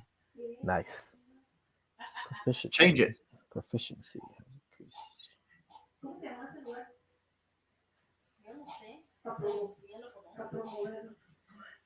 Proficiency. Is that on my weapon? It's your first page. Or you got your new digital thing. There we go. I got it. Proficiency. How do I edit that? +3. Proficiency. No longer +2. Okay, good. Okay, cool. Oh yeah. It automatically did it for me. I didn't have to. And now you get 2 free attribute points to put towards strength, dexterity, constitution. I think I'm gonna put 2. I'm gonna put both of them to strength. Okay, and then change your modifier respectively. To strength. Okay, so I'm at 10 now, and this automatically does it. So my proficiency is 0, so it's no longer negative. What do you mean?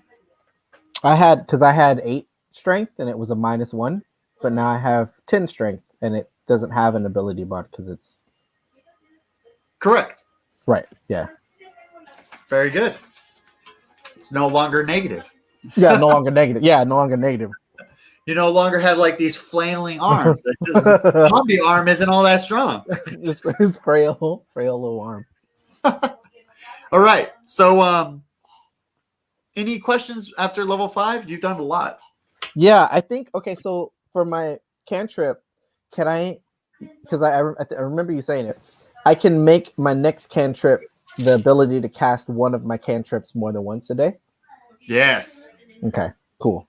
Because I'm gonna need that when I'm creating scrolls. So what it's going to be called is cast that spell's name twice a day. You need to name your spells, by the way, too. So that way you say, I cast this. You know? Oh, okay. Cast Like, cantrip. I cast Bookworm. It allows me to craft 2 spells a day. You see what I'm saying? Right. And Master Intellect. It allows me to any scroll that I craft does 2 times damage. You know what I mean? You got to name what? Okay. what it is. Well, I called the one that allows me to create multiple scrolls. I just called it multi-scroll. Is that cool? That's cool. That's Okay. perfect. Yeah, stuff like that, dude. That's literally perfect. Do stuff like that. Okay. I don't know how else to describe cast spell.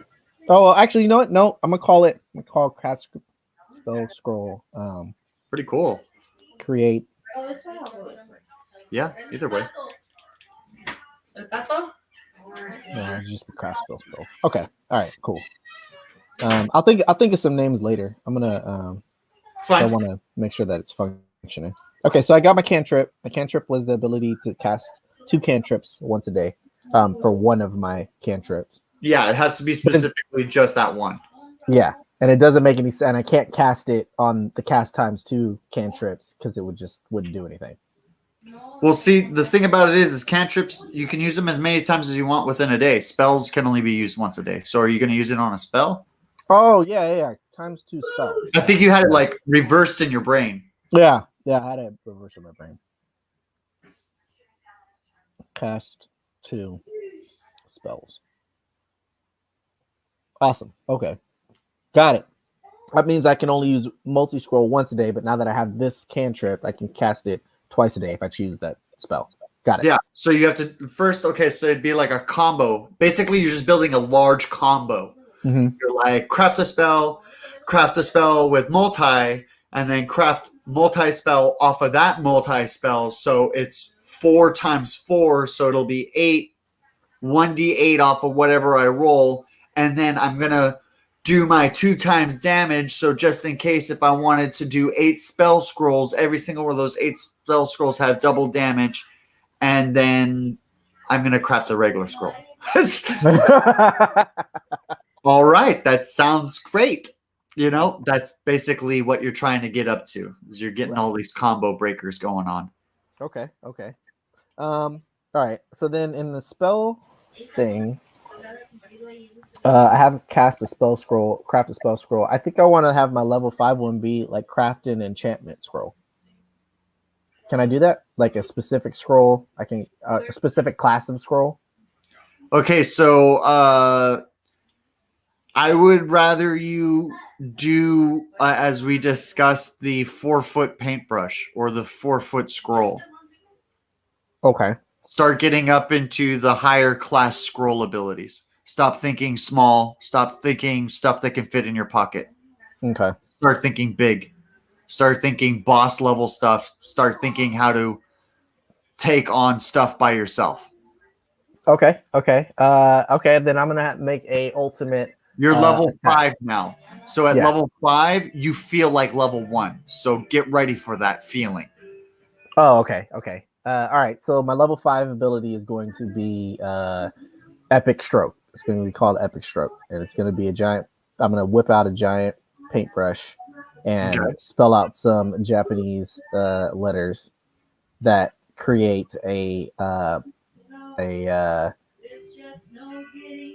like a kind of like a You want to like create physical letters, like, and shoot physical letters at people? oh I was gonna do it like a big scroll that I'd spell out real quick and then cast like a ultimate thing and then bam I hit it and then boom whatever spell it is it does damage kind of thing like it's kind of like an explosion kind of thing. Oh, you could do that. I was thinking that you dip the Am I losing internet? Yeah. Hold on. I think I'm losing internet. Okay, you're back. Go for it. Okay. Yeah. So like I just like dip it in this ink, spell out this big scroll, and then just cast the scroll immediately. Like a kind of like a super move. Yeah, it's 4-foot paintbrush is the cantrip, and then 4-foot scroll is the spell. So you would have to replace both your cantrip and spell for this level if you were going to do something like that. Oh, really? Oh, okay. Well, I want to keep the cantrip as the ability to use more than one spell a day, so that I can create better scrolls. Oh, okay. The spell would be create sacred ink. Okay. Yeah. Like craft sacred ink. Yeah, craft sacred ink. Okay. That way. So you're gonna need to make two. You need to make 2 ingredients that requires 3 of each to craft the sacred ink, and that's gonna come out of your plants section. So open your plants section, and then pick 2 plants that will require 3 of each to manufacture your ink. Okay.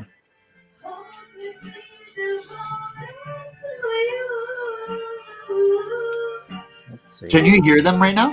Yeah. Yeah? Okay. Yeah. Well, they're at like max, so I just wanted to know. At max, Yeah. you can still hear them. I'm At going to. music.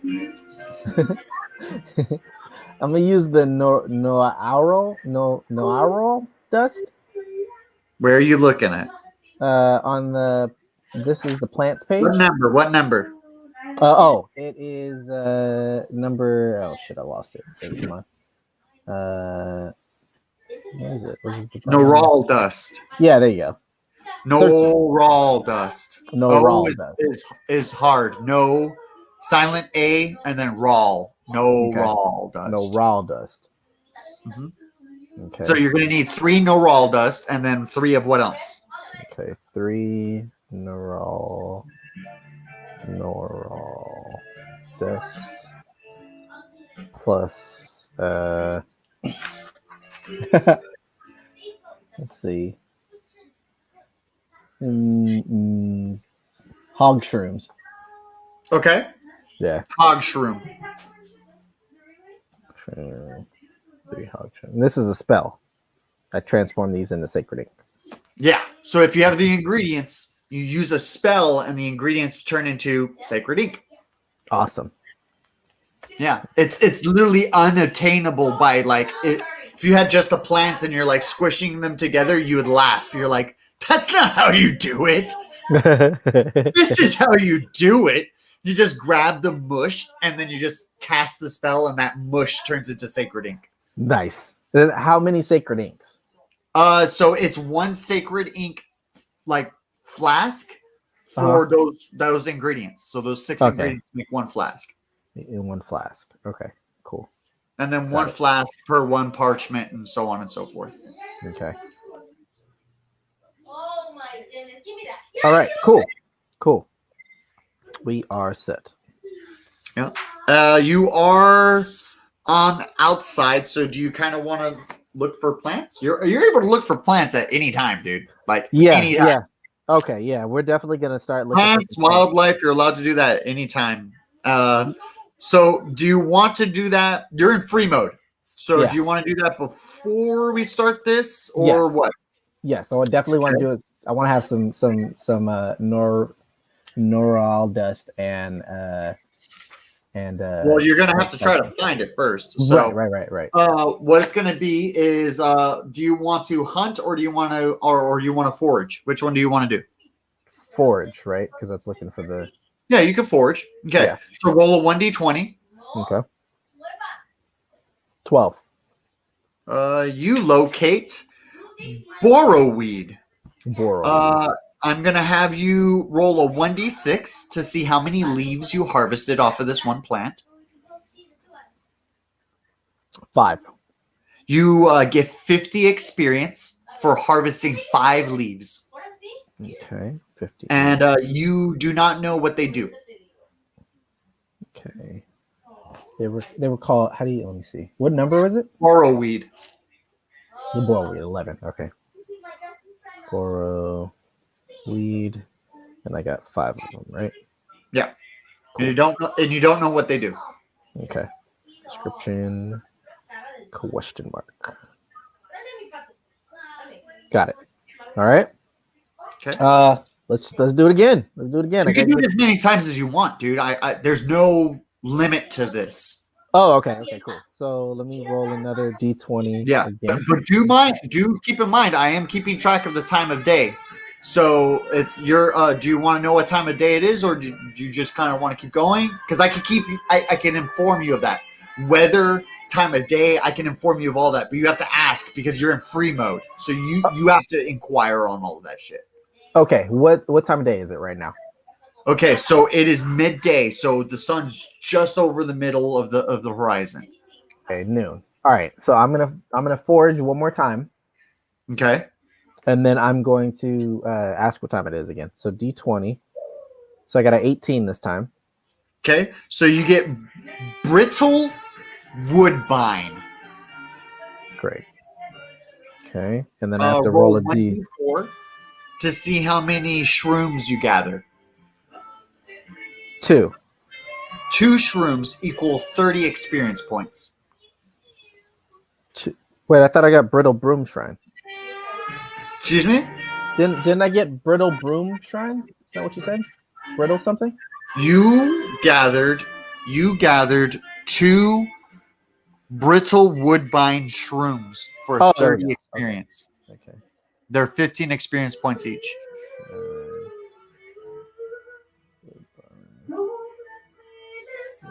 And you don't know what they do. I don't know what they do. I got 2. And only an hour passed by you gathering the shrooms. Oh, sweet. Okay, cool. Okay, and then let me get my experience points real quick. 30. All right, cool. Okay, so I'm going to do this 5 more times. Okay. So I got to let you know that every time you collect 10 of any plant ingredient, it equals 1 pound. Okay? Okay, cool. That way you know how many pounds it weighs. Okay. Yeah. Anytime you get 10 of any one of the items, it weighs 1 pound. Okay. So it was 1 o'clock. I'm doing this 5 more times. That puts us at 6 o'clock. And then I want to do this 5 more times. So let's do the D20. I got a 17. Okay. Dender Sroil.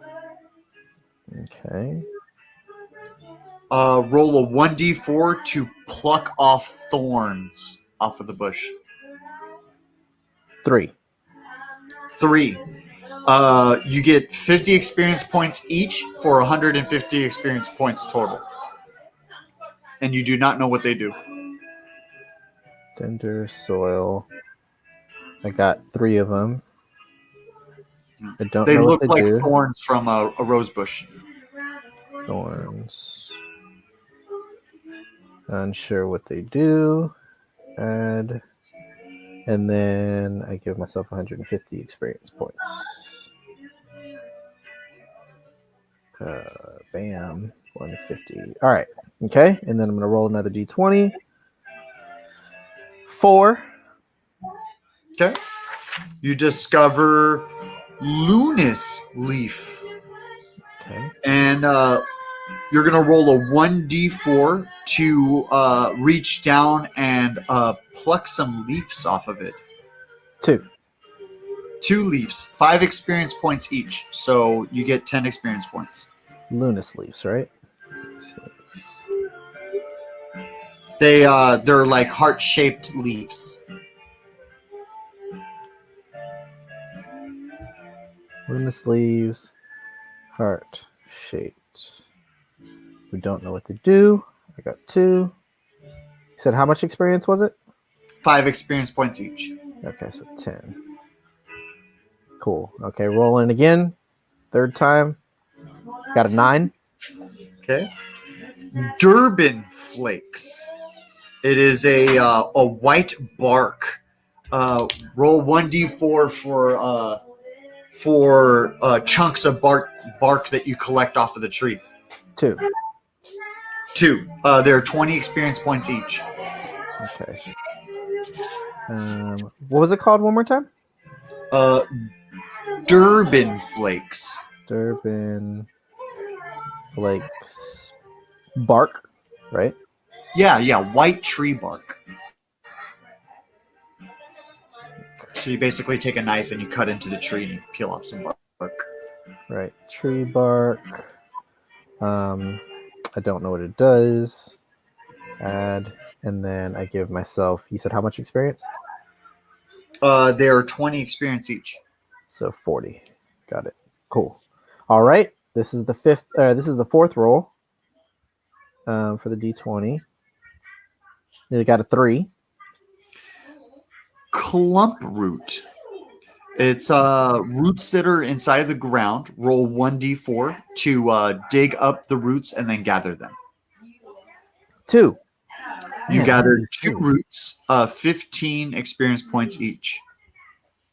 2 clump root. They're it's a dim orange root. Dim orange root. And I don't know what it does. And 15 experience points each, you said? For clump root, yes. Yeah, 15. Okay, Yes. so that's 30. Yes. All right. Cool. And the last roll. 20. 20? Mm-hmm. All right. Wow. No one's ever rolled this. Noxious aconite. Okay. Noxious aconite. And a D4, right? It's an illumination. It's illuminated weed that glows in the dark. You can only hold one. Okay. And period. A player can only hold one. And so it's worth 175 experience points. Okay. Noxious. And you do not know what it does. Don't know what it does. And what does it look like again, you said? Can only hold. It's a bioluminescent weed. Luminescent weed. Don't know what it does. I can only hold one, and 100. Yeah. A player can only hold one. Okay. All right. Well, I got some pretty cool stuff there, but that has nothing to do with what I was trying to get, so that kind of sucks. It's now 6:00 p.m. Let's make our way over to the tower. You didn't want to collect any food? Oh, yeah. My bad. Let's go eat some food because I only have 5 pounds of what do you call it left? Yeah, you don't have any food for like long journeys or anything like that. Right. Yeah, so let's hunt. I got my rifle. Let's hunt. I'm gonna take one turn to hunt to see how long it takes. Okay. So roll 1d20. 12. Okay. So you discover. Roll 1d4, please. 3. You discover 3 monkeys swinging in some nearby trees next to you, about 30 feet away. All right, monkey meat it is. I am going to attempt to shoot all 3 of them with my rifle. Okay. So we're going to roll initiative, Okay. and then we're going to know exactly who goes when. So for the audience, we're going to choose monkey colors here because why not? Got a whole bunch of cool colors here. Okay, so we got a brown one for a monkey, got a green one for a monkey, and then here we'll give the last one a yellow one because monkeys are sometimes yellow, right? And then yellow one. Okay, here we go. Okay, 7, 15, and 17. All right. 2. Wow. So the monkey that's the leader of the group poops in his right hand and he throws it at you, and he's gonna roll an AC for that throwing of chunky poop. Yeah, second to find a D20 here. There we go. 7. What's your DC? My DC is actually I don't know where that is. Oh, actually that's on this page. 15. Okay, so that's a miss. Let me get a couple more D20s out here. Okay. Where's another D20? Come here. There you are. Okay, so the second monkey poops in his hand and he throws it at you, and he rolls an 18. Awesome. This is super bomb, though. Yeah, let's do that. So he hits you with poop, and it hits you in the face for 2d6 plus blindness. Wow. He got caca on his face. Ma'am. Yeah. And then the third monkey rolled a 4, so that's going to be missed. So a chunk of shit flies past you onto the floor as you're just rubbing this pile of poop out of your face. Awesome. So since you're blind, you lose a turn. So you'll lose this initiative roll, leading us into the next set of initiative rolls. So roll, and then we're going to see what the 3 monkeys get. Awesome. 3, 12. 8, and another 8. 12. Okay. So I'm going to use my soap and one of the water flasks that I have left to wash the poop out of my eyes so that I'm no longer blind anymore. And and then I'm going to Can I have you flip a coin to see whether or not you get dysentery? Okay. And head is yes, tails is no. Oh, I had some coins. Oh, hold on. Okay. All right, here we go. Heads. You got dysentery. Awesome. Cool. So you're going to be at negative 10 temporary health until you find a cure to dysentery. Awesome. -10. So now your eyes are going to be puffy with yellow. Basically just super infected eyes. Wait, so okay, my temporary health is -10. What does that do to my regular health? It stays the same. Temporary health is first. So if it's negative 10, it means that if your health ever goes down to 0, that's an automatic death because all you had to receive is -10 more damage. Oh, great. Okay, I'm almost dead. Awesome. And I have 7 health left after the monkey. So all you need to do is just drop down to 0, and that's an instant kill. And then I'm dead. Awesome. Of dysentery. Cool. Of dysentery. Awesome. Great. Okay. Before anything else, I am going to. It's your Yeah. turn. They rolled an 8, 8, and a 3, so it's Yeah. your. And you have your player sheet, so you know exactly everything you can do during your turn, right? No. Okay, look at your player sheet. There's a huge scope of stuff you can do during your turn. Player actions. Oh, here we go. Take Okay. the time to Player read actions. Okay. Show. Oh, okay. Okay. There's a lot of stuff going on here. Okay.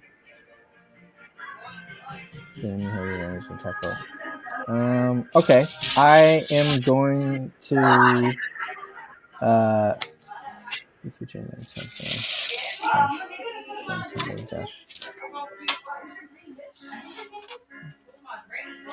Huh. Wow. Okay. I'm just. Man, I don't know. I'm gonna have to just let me cast Blue Bubble right now for defense. All right. Cast Yeah. blue bubble. Okay. And that's 1d20. Okay. Okay. 18. 18. So 18. What does that do? 18 bubble health.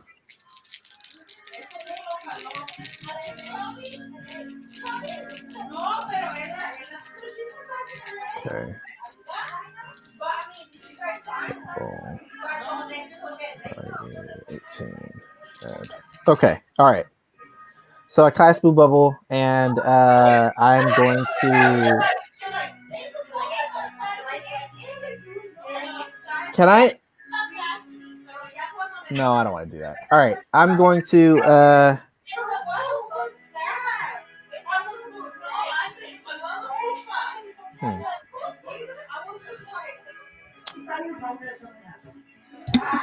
Dang. Oh, I know. I'm gonna cast first period evasion while I'm inside the bubble Okay. for invisibility. All right. How the hell did you cast invisibility? With first period evasion, that's what that spell does. Oh, Remember? cool. Yeah. 30 minutes of invisibility for 30 minutes of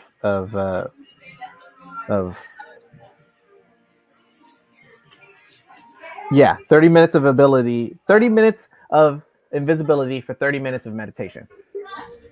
It works just like the other one that I have. Oh no, that's the one that has. Okay, cool. So I'm gonna sit there in the bubble, meditate.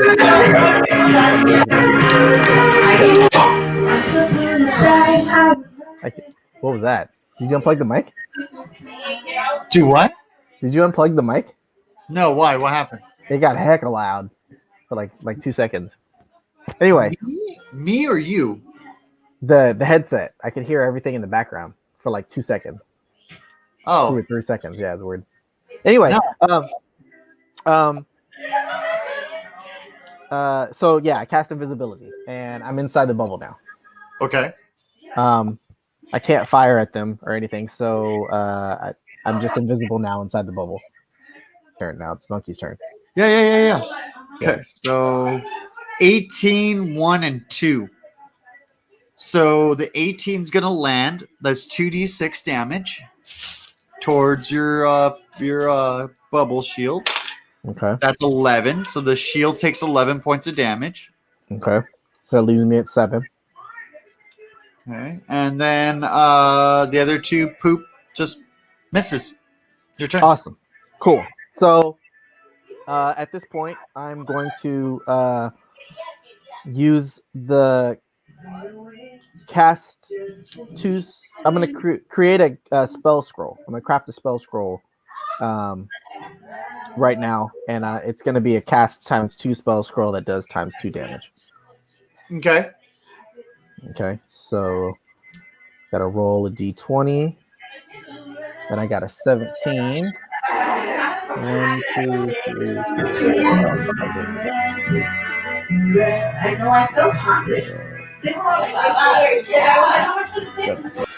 5. Entangle.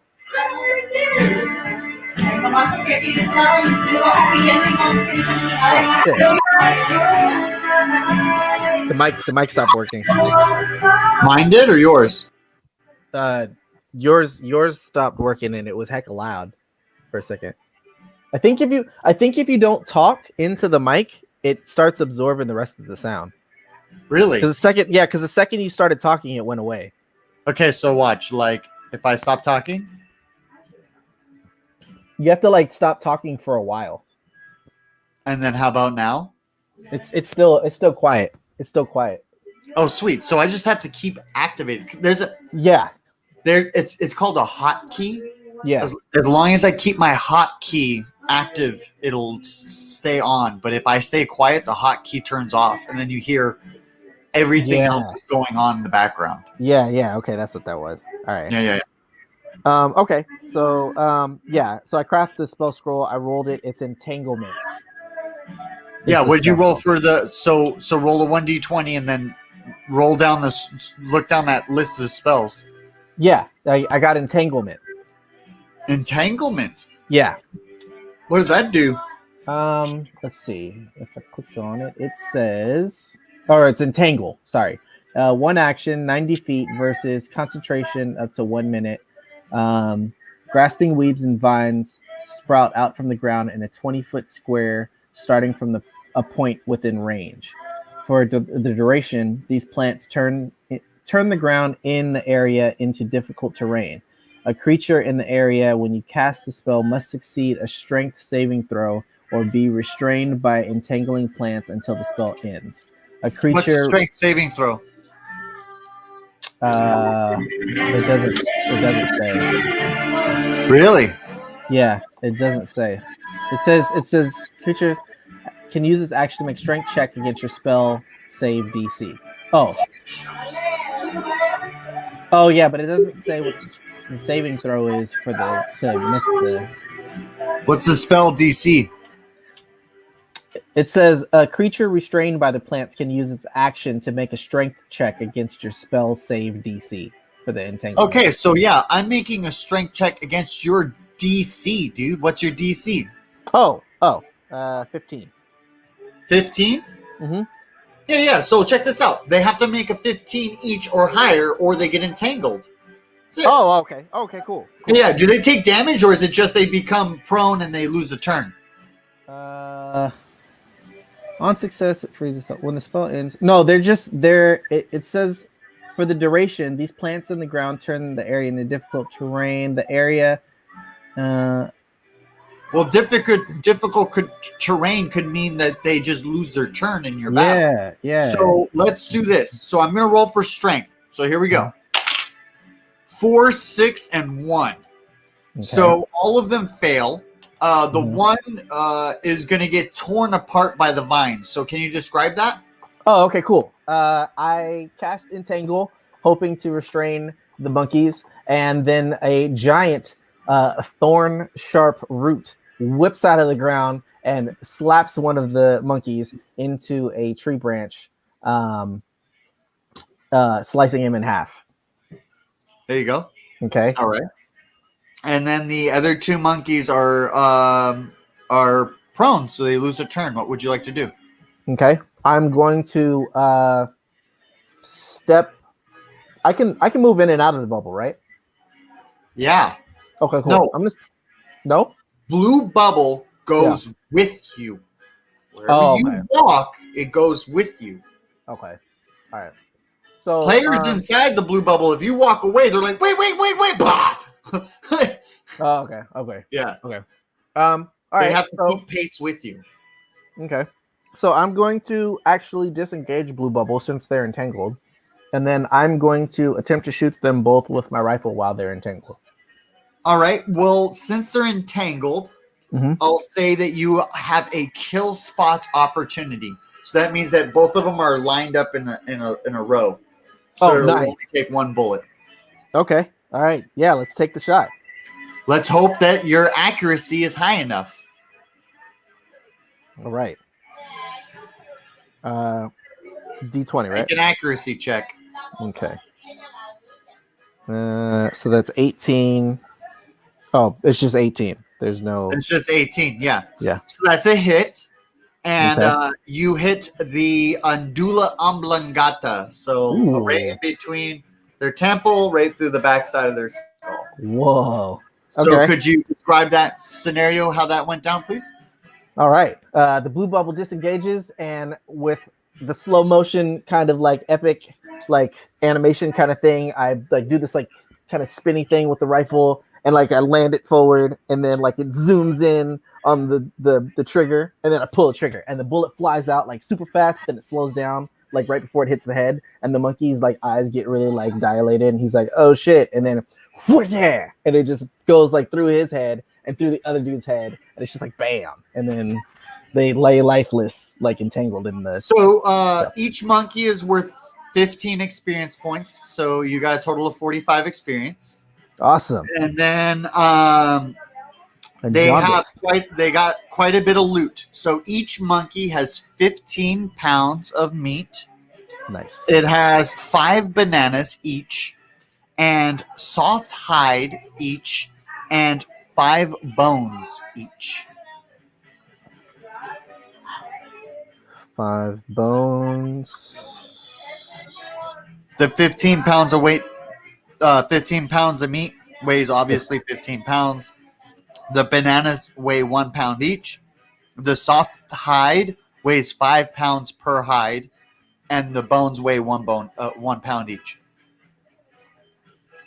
Just so you know, Monkey hide. because I don't know if you're keeping track of weight. I am. Yeah. That's why I had to get rid of all my money. I'm sorry, you're gonna have to read that to me one more time. The monkey hide is how much weight? Monkey hide is 5 pounds. 5 pounds. Okay. And I had Bones how are many? 1 pound each. How many did I have? They're 1 hide per monkey. Oh, okay. Yeah. All right. And then yeah, I have to add these items into the thing, so it's kind of hard. How many bananas did I get? There are 5 bananas each monkey, and each banana is 1 pound. 1 pound. So I got 15 bananas. Damn, it's a heavy banana. And then the bones are 1 pound each, and I got 5 bones.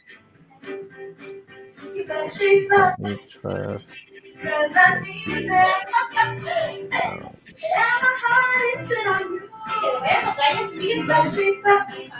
All right. Okay, cool. So we're good with that. Got the monkey bones, the hide. Did you want to consume any of this food, or did you want to just?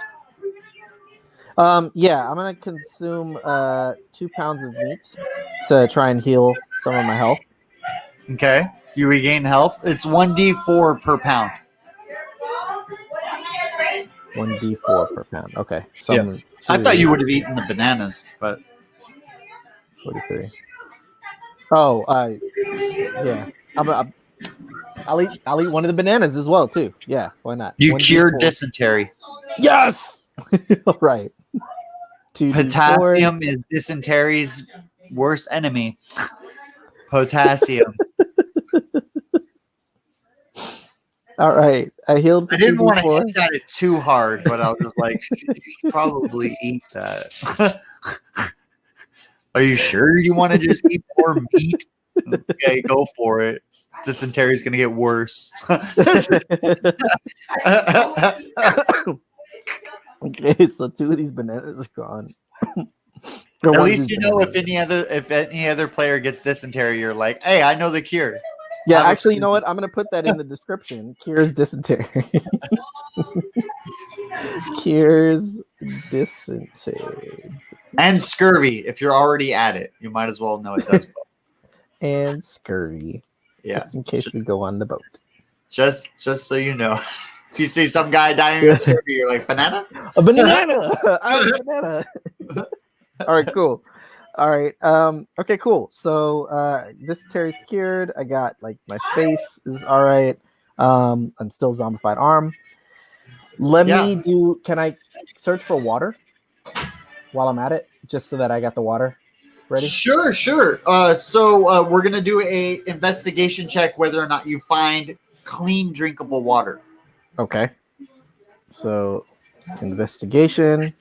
I got a 13 plus 4. So 17. Okay, so you find a flowing stream readily nearby, around 100 feet away. Great. I'm going to fill up all 5 of my flasks. Okay, all 5 of your flasks are full. Okay. And then I am going to make my way towards And the flask is the smallest increment of holding liquid in the game. Oh, right. That's right. I don't have anything else. Smallest increment of holding liquid. Yeah. Oh, can I craft a water sack out of the hide that I got from the monkeys? Absolutely. All right, cool. So I'm gonna attempt to craft a water. What is it called? It's called the big one that holds a gallon of water. Okay. Now I'm going to have out you of- make a sleight of hand check. Okay. 11 plus 3, so 14. Now it needs to match your nature check. Oh, wow. Okay. Nature check got a 20 plus 1, so 21. Okay, so you make a water sack that is completely sealed 100%. Okay. It holds, so a flask holds less than a gallon. It holds just a single day worth of water. So this will hold a gallon of water. Okay.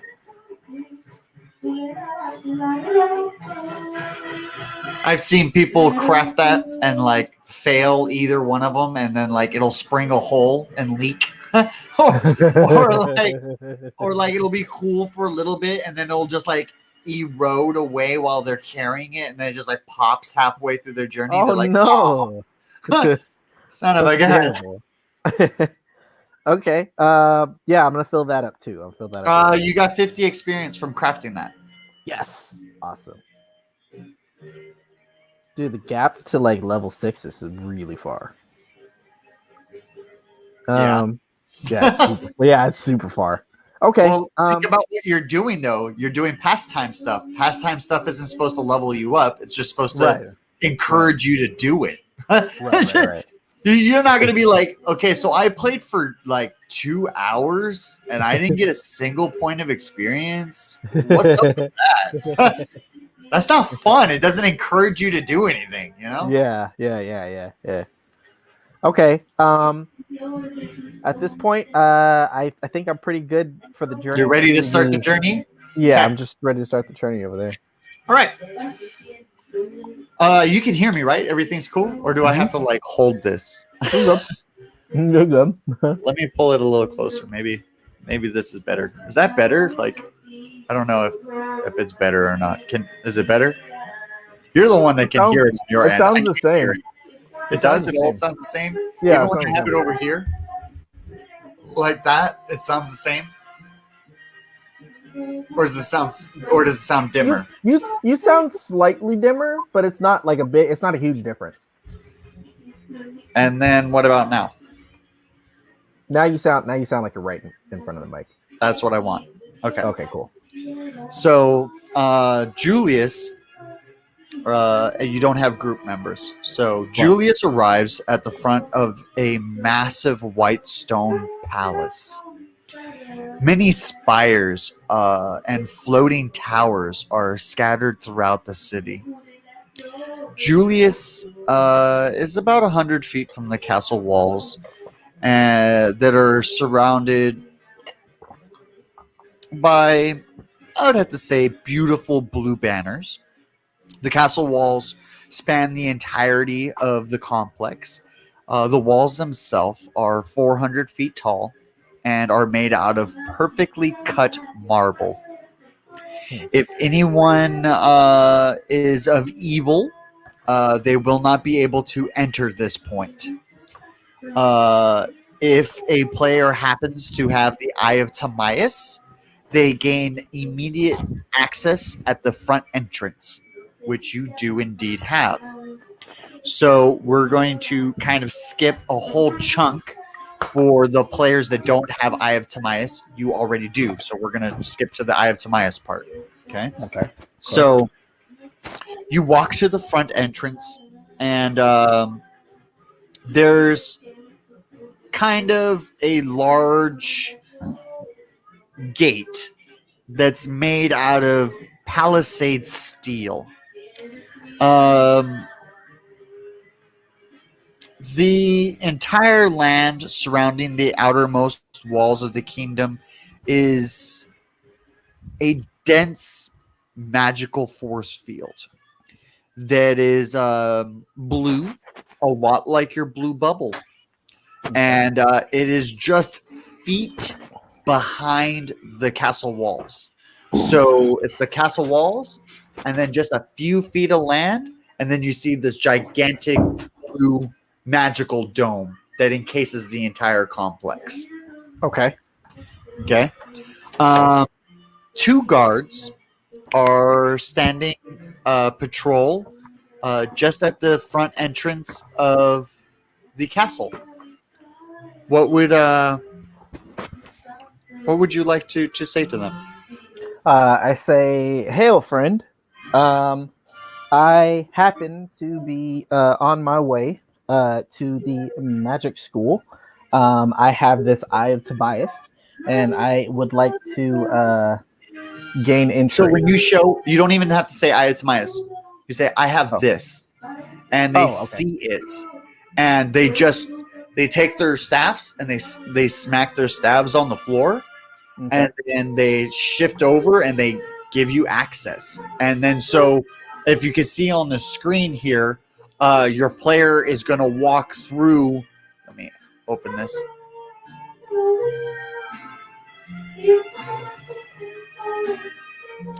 Holy cow. That's a lot of space. Okay, so you walk right out of this entrance. Right here. Okay. This is where you walk out onto. Mhm. Once inside of the walls, the inner complex is made out of a huge amphitheater of massive amount of land with several buildings in the distance. And you can see that the school's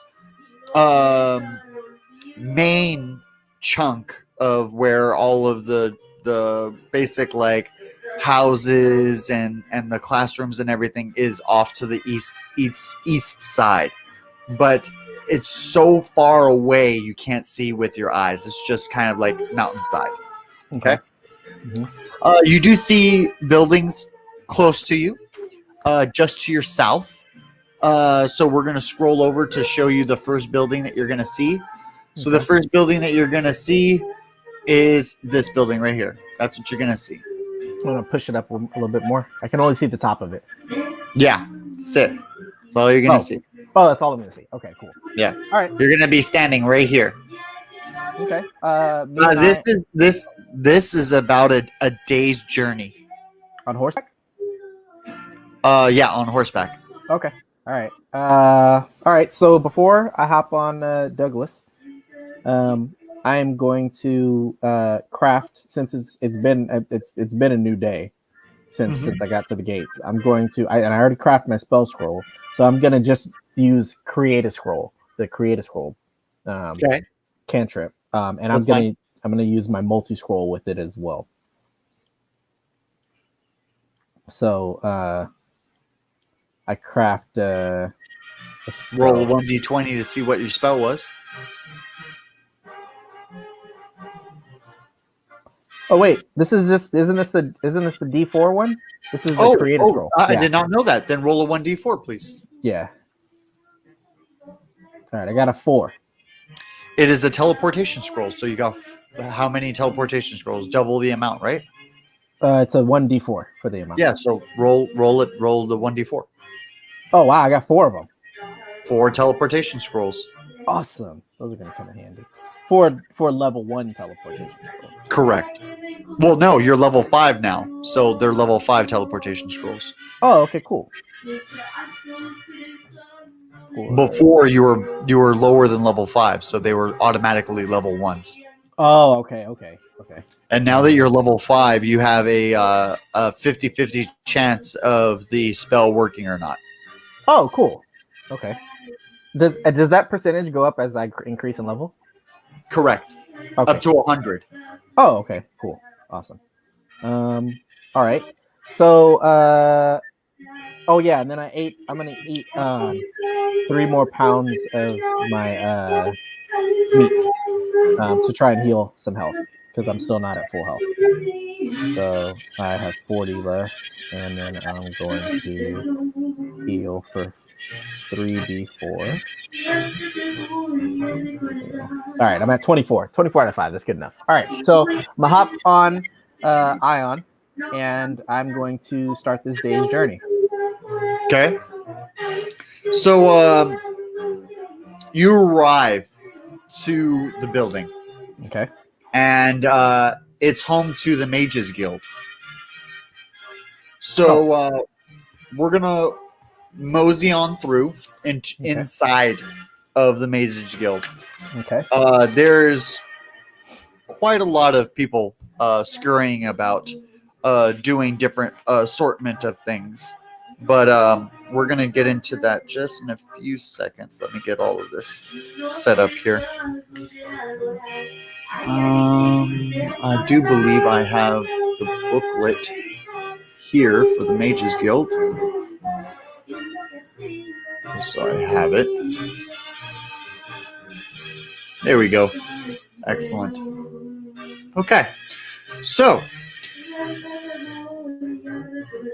when you're inside of the guild, you're going to notice there's a lot of guild members. They're all wearing matching uniforms. This is, of course, the Mages Guild, so you already know what guild hall you're in. Right. You notice a wood chart board filled with a bunch of quests on it. And there's 2 or 3 people pulling quests off of it, which are just like small parchments, and then running out the door past you, kind of like in a scurry to go complete the quest.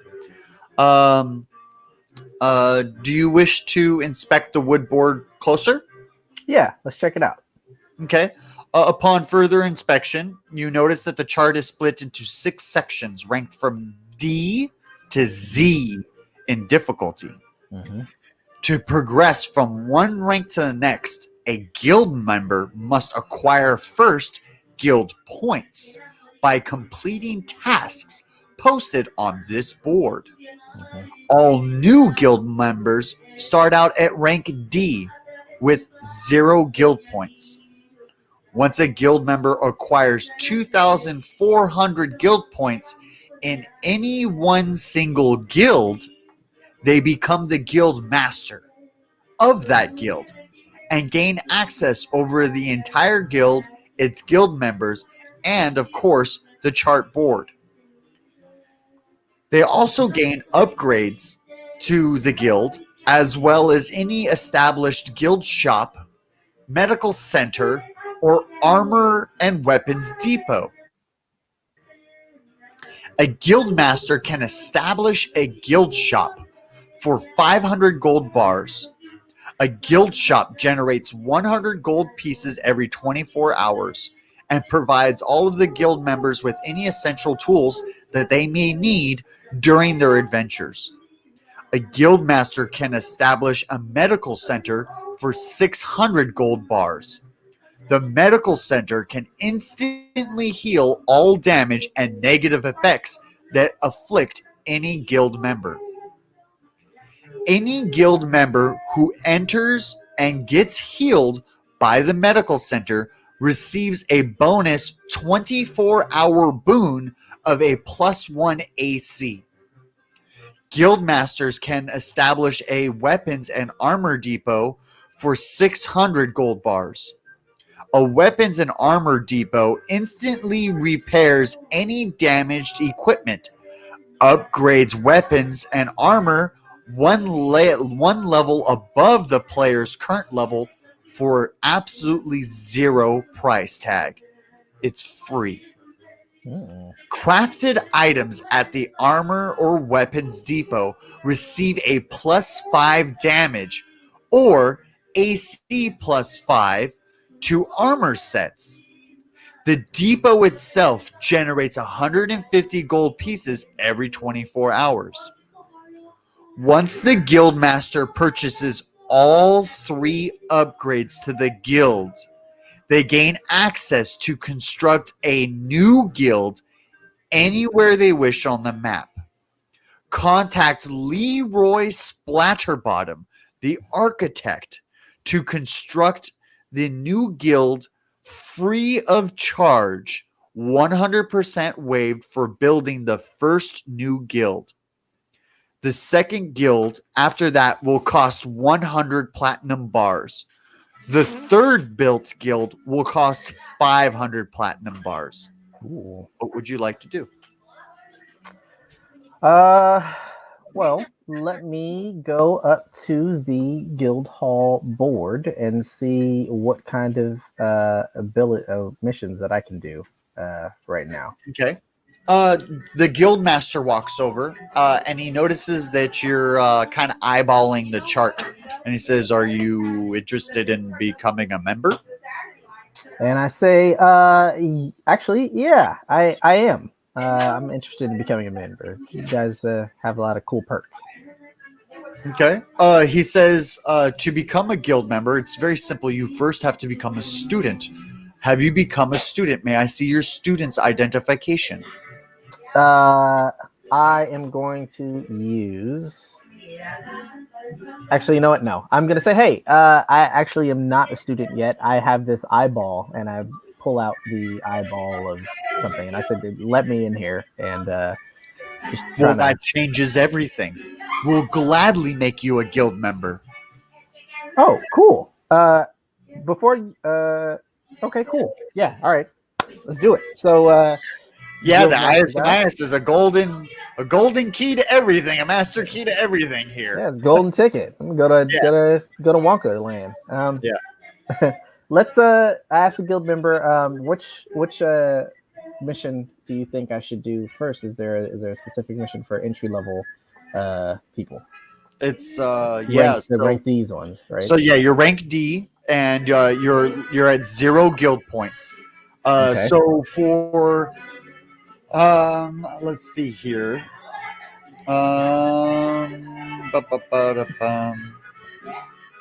Mage Guild, rank D. There is 4 current quests up on the board for rank D. Which quest would you like? 1, 2, 3, or 4? Would you like to roll a dice or what? Let's roll the dice. Okay. D4. Here we go. I got a 4. Okay, it says retrieve 1 potion of stone skin from Frank Northbury. Oh, okay. Do you happen to ask the guild master? Do you happen to know where Frank Northbury is? Give me a second. Give me just one moment. Okay. Oh my god. Oh. Hey, can I have your earphones? Can I have your earphones? Yeah, the ones that are inside with the white cable. Oh, that'll help so much having over-ear earphones. And that way I can focus your sound in my ears. Yeah. Give me a second here. For sure. Okay, so yeah, retrieve 1 potion of stone skin from Frank Northbury. Mm-hmm. And the thing about it is that they're not going to assist you with what? Yeah, I want to put it back up. Give me a second. Yeah. And then give me a second. Where the hell is this plugged up to? Or can I do this? Is that going to work? Because that'll be boss if it does. Let's do this. And then do this. And then talk a little bit. Can you hear me now? Oh wow, Now? so much better, so much better. Nice. Yeah. Give me just a second. I gotta do one more thing. Sure.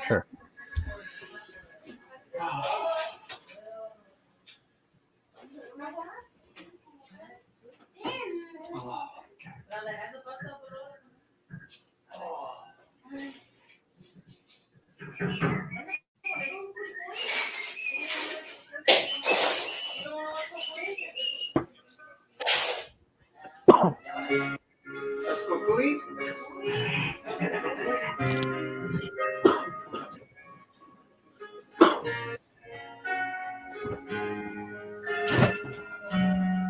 Wait, where are they?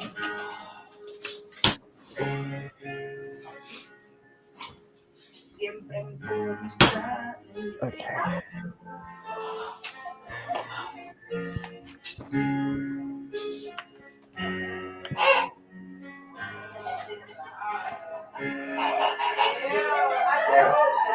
There we go. Okay.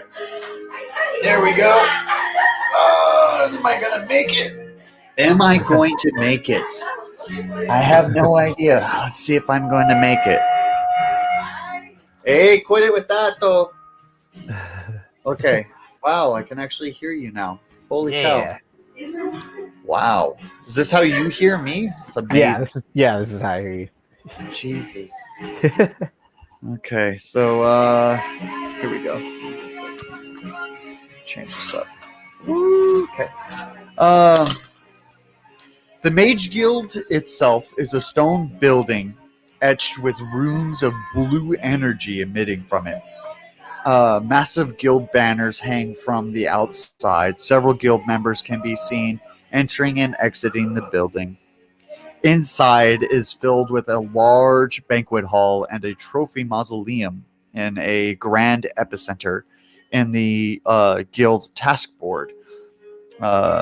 There's rank improvement alongside various quests. You already know that, you're standing there. A huge chart hangs above the epicenter of the central causeway of the guild hall, and there's several names written on it with corresponding ranks next to the names. Would you like to read the?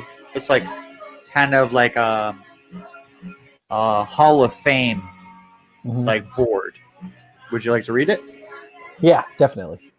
Okay, so the board reads: Charles the Enchanted, rank Z; Petra the Powerful, rank S; Seraph the Masterful, rank A; Nemo the Nemescent, rank B; Lucy the Lupentile, rank C; and Zephyr the Xenophar. Zephyr the Xenophar. How the hell do you say that word? Xenophar. It's like a powerful necromancer. Rank D.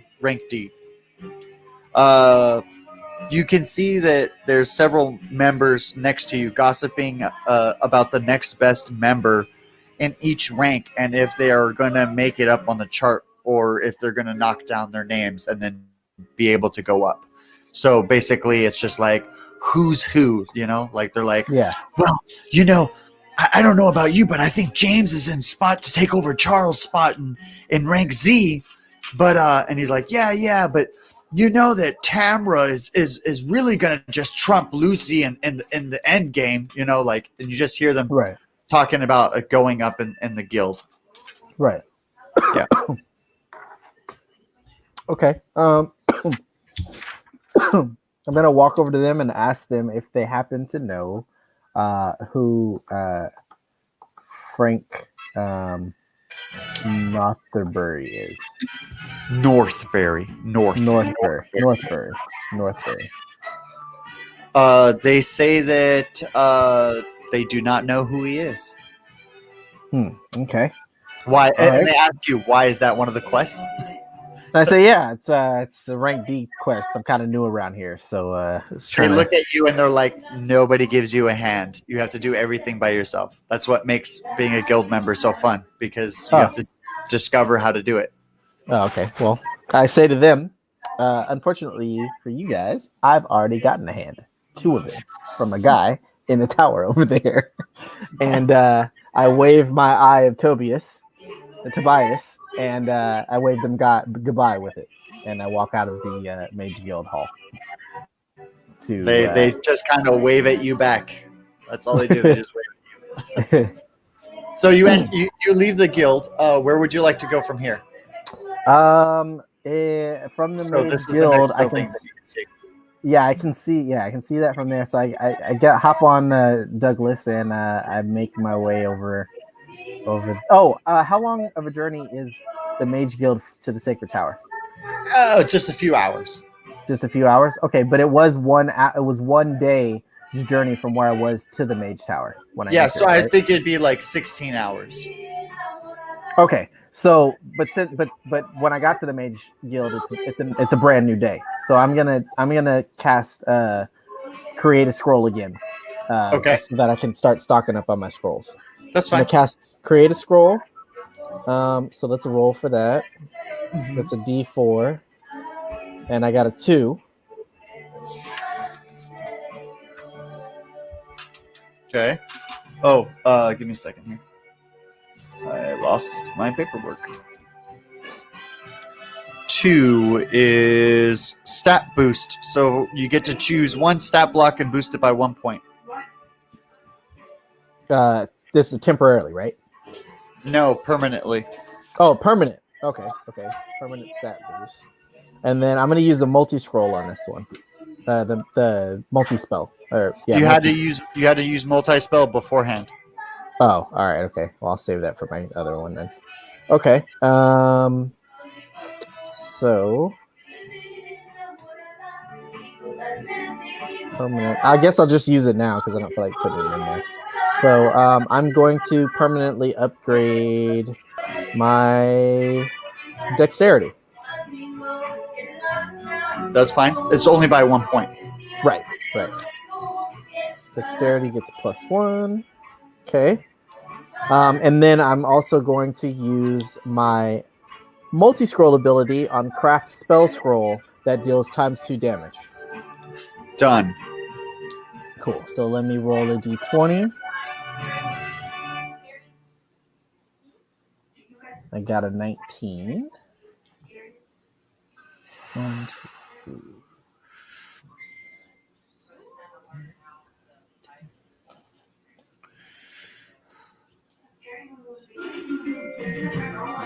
Fairy fire.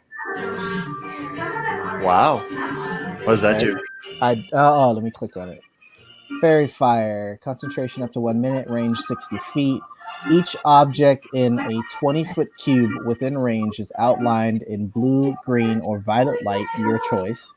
Any creature in the area when the spell is cast is also outlined in light if it fails a dexterity saving throw. For the duration, objects and affected creatures shed a dim light in a 10-foot radius.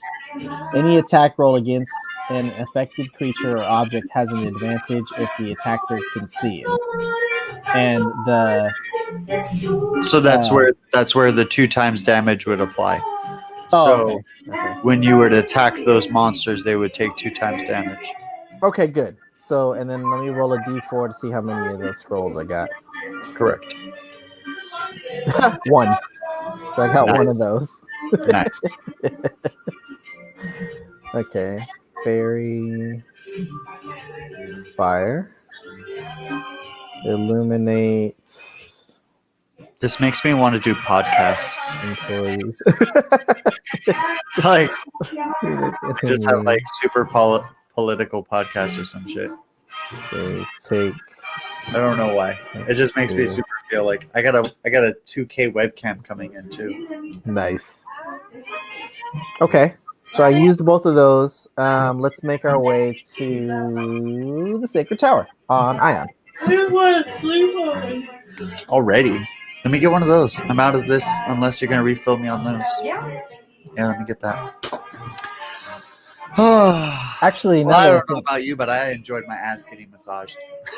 I don't know. I feel like she took a little bit too much liberty in massaging us. I didn't get liberty. I think it's because I was a man, so I don't think that it was the same type of treatment. I don't know. I felt violated. I felt like a couple should only, your significant others should only be able to touch you like that. Yeah, but isn't that what you're like paying for? I mean, come on, that's what you're paying for. You're paying for them to need you in. And then they were like, just because they're having, they really, really wanted a tip. Oh, I don't know about that. Pointing with their noses so much. Yeah. All right. So Hey, the Zach. Sacred Tower. What happened? Zach, actually, I think right now, once I get to the Sacred Tower, I'm gonna call it a night because I got to get up early tomorrow. Okay. I didn't realize it was 11.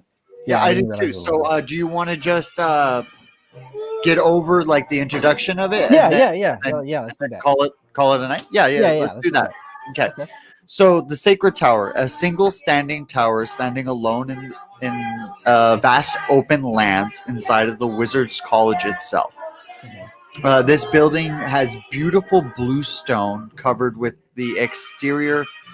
I'm reading too fast. This building has beautiful blue stones covering the exterior of the lowest section.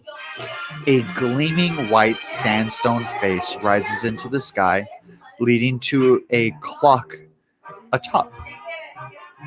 Majestic red shingles perfectly cover the roof of the clock tower. A solid mithril door is the entrance at the ground floor. Would you like to open it? Yeah, sure. Let's go inside. Once inside, you find several wizards chanting magical spells. Upon further inspection, you find that the tower is in disrepair, and many of the wizards are using various means of magic to fix the broken clock. You can hear the ticking of many gears, repeating over and over, building up and releasing tension against a counter device in the background. The sound of gears and pulleys and various wheels turning also fill the air, creating kind of a ticking, clanging ambiance in the background. The tower has a massive 9-foot turntable connected to the main spoke that drives the face dial located in the center of the ground floor. This part is jammed and must be freed. You notice that it will take a pretty good amount of strength to release it or further investigation. Okay.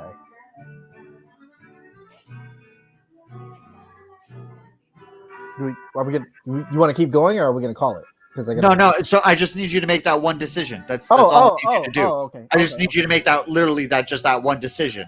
Okay. Yeah. Let's. You said I can push it. Did you want me to kind of like narrate that one more time? Yeah, just one more time. You said it.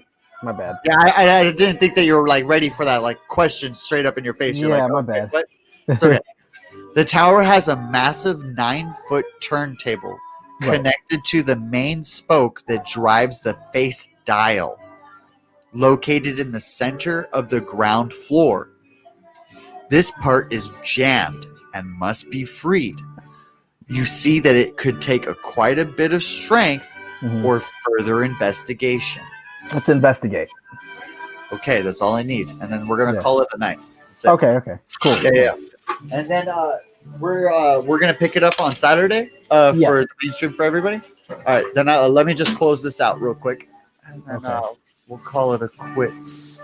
Let me get this going.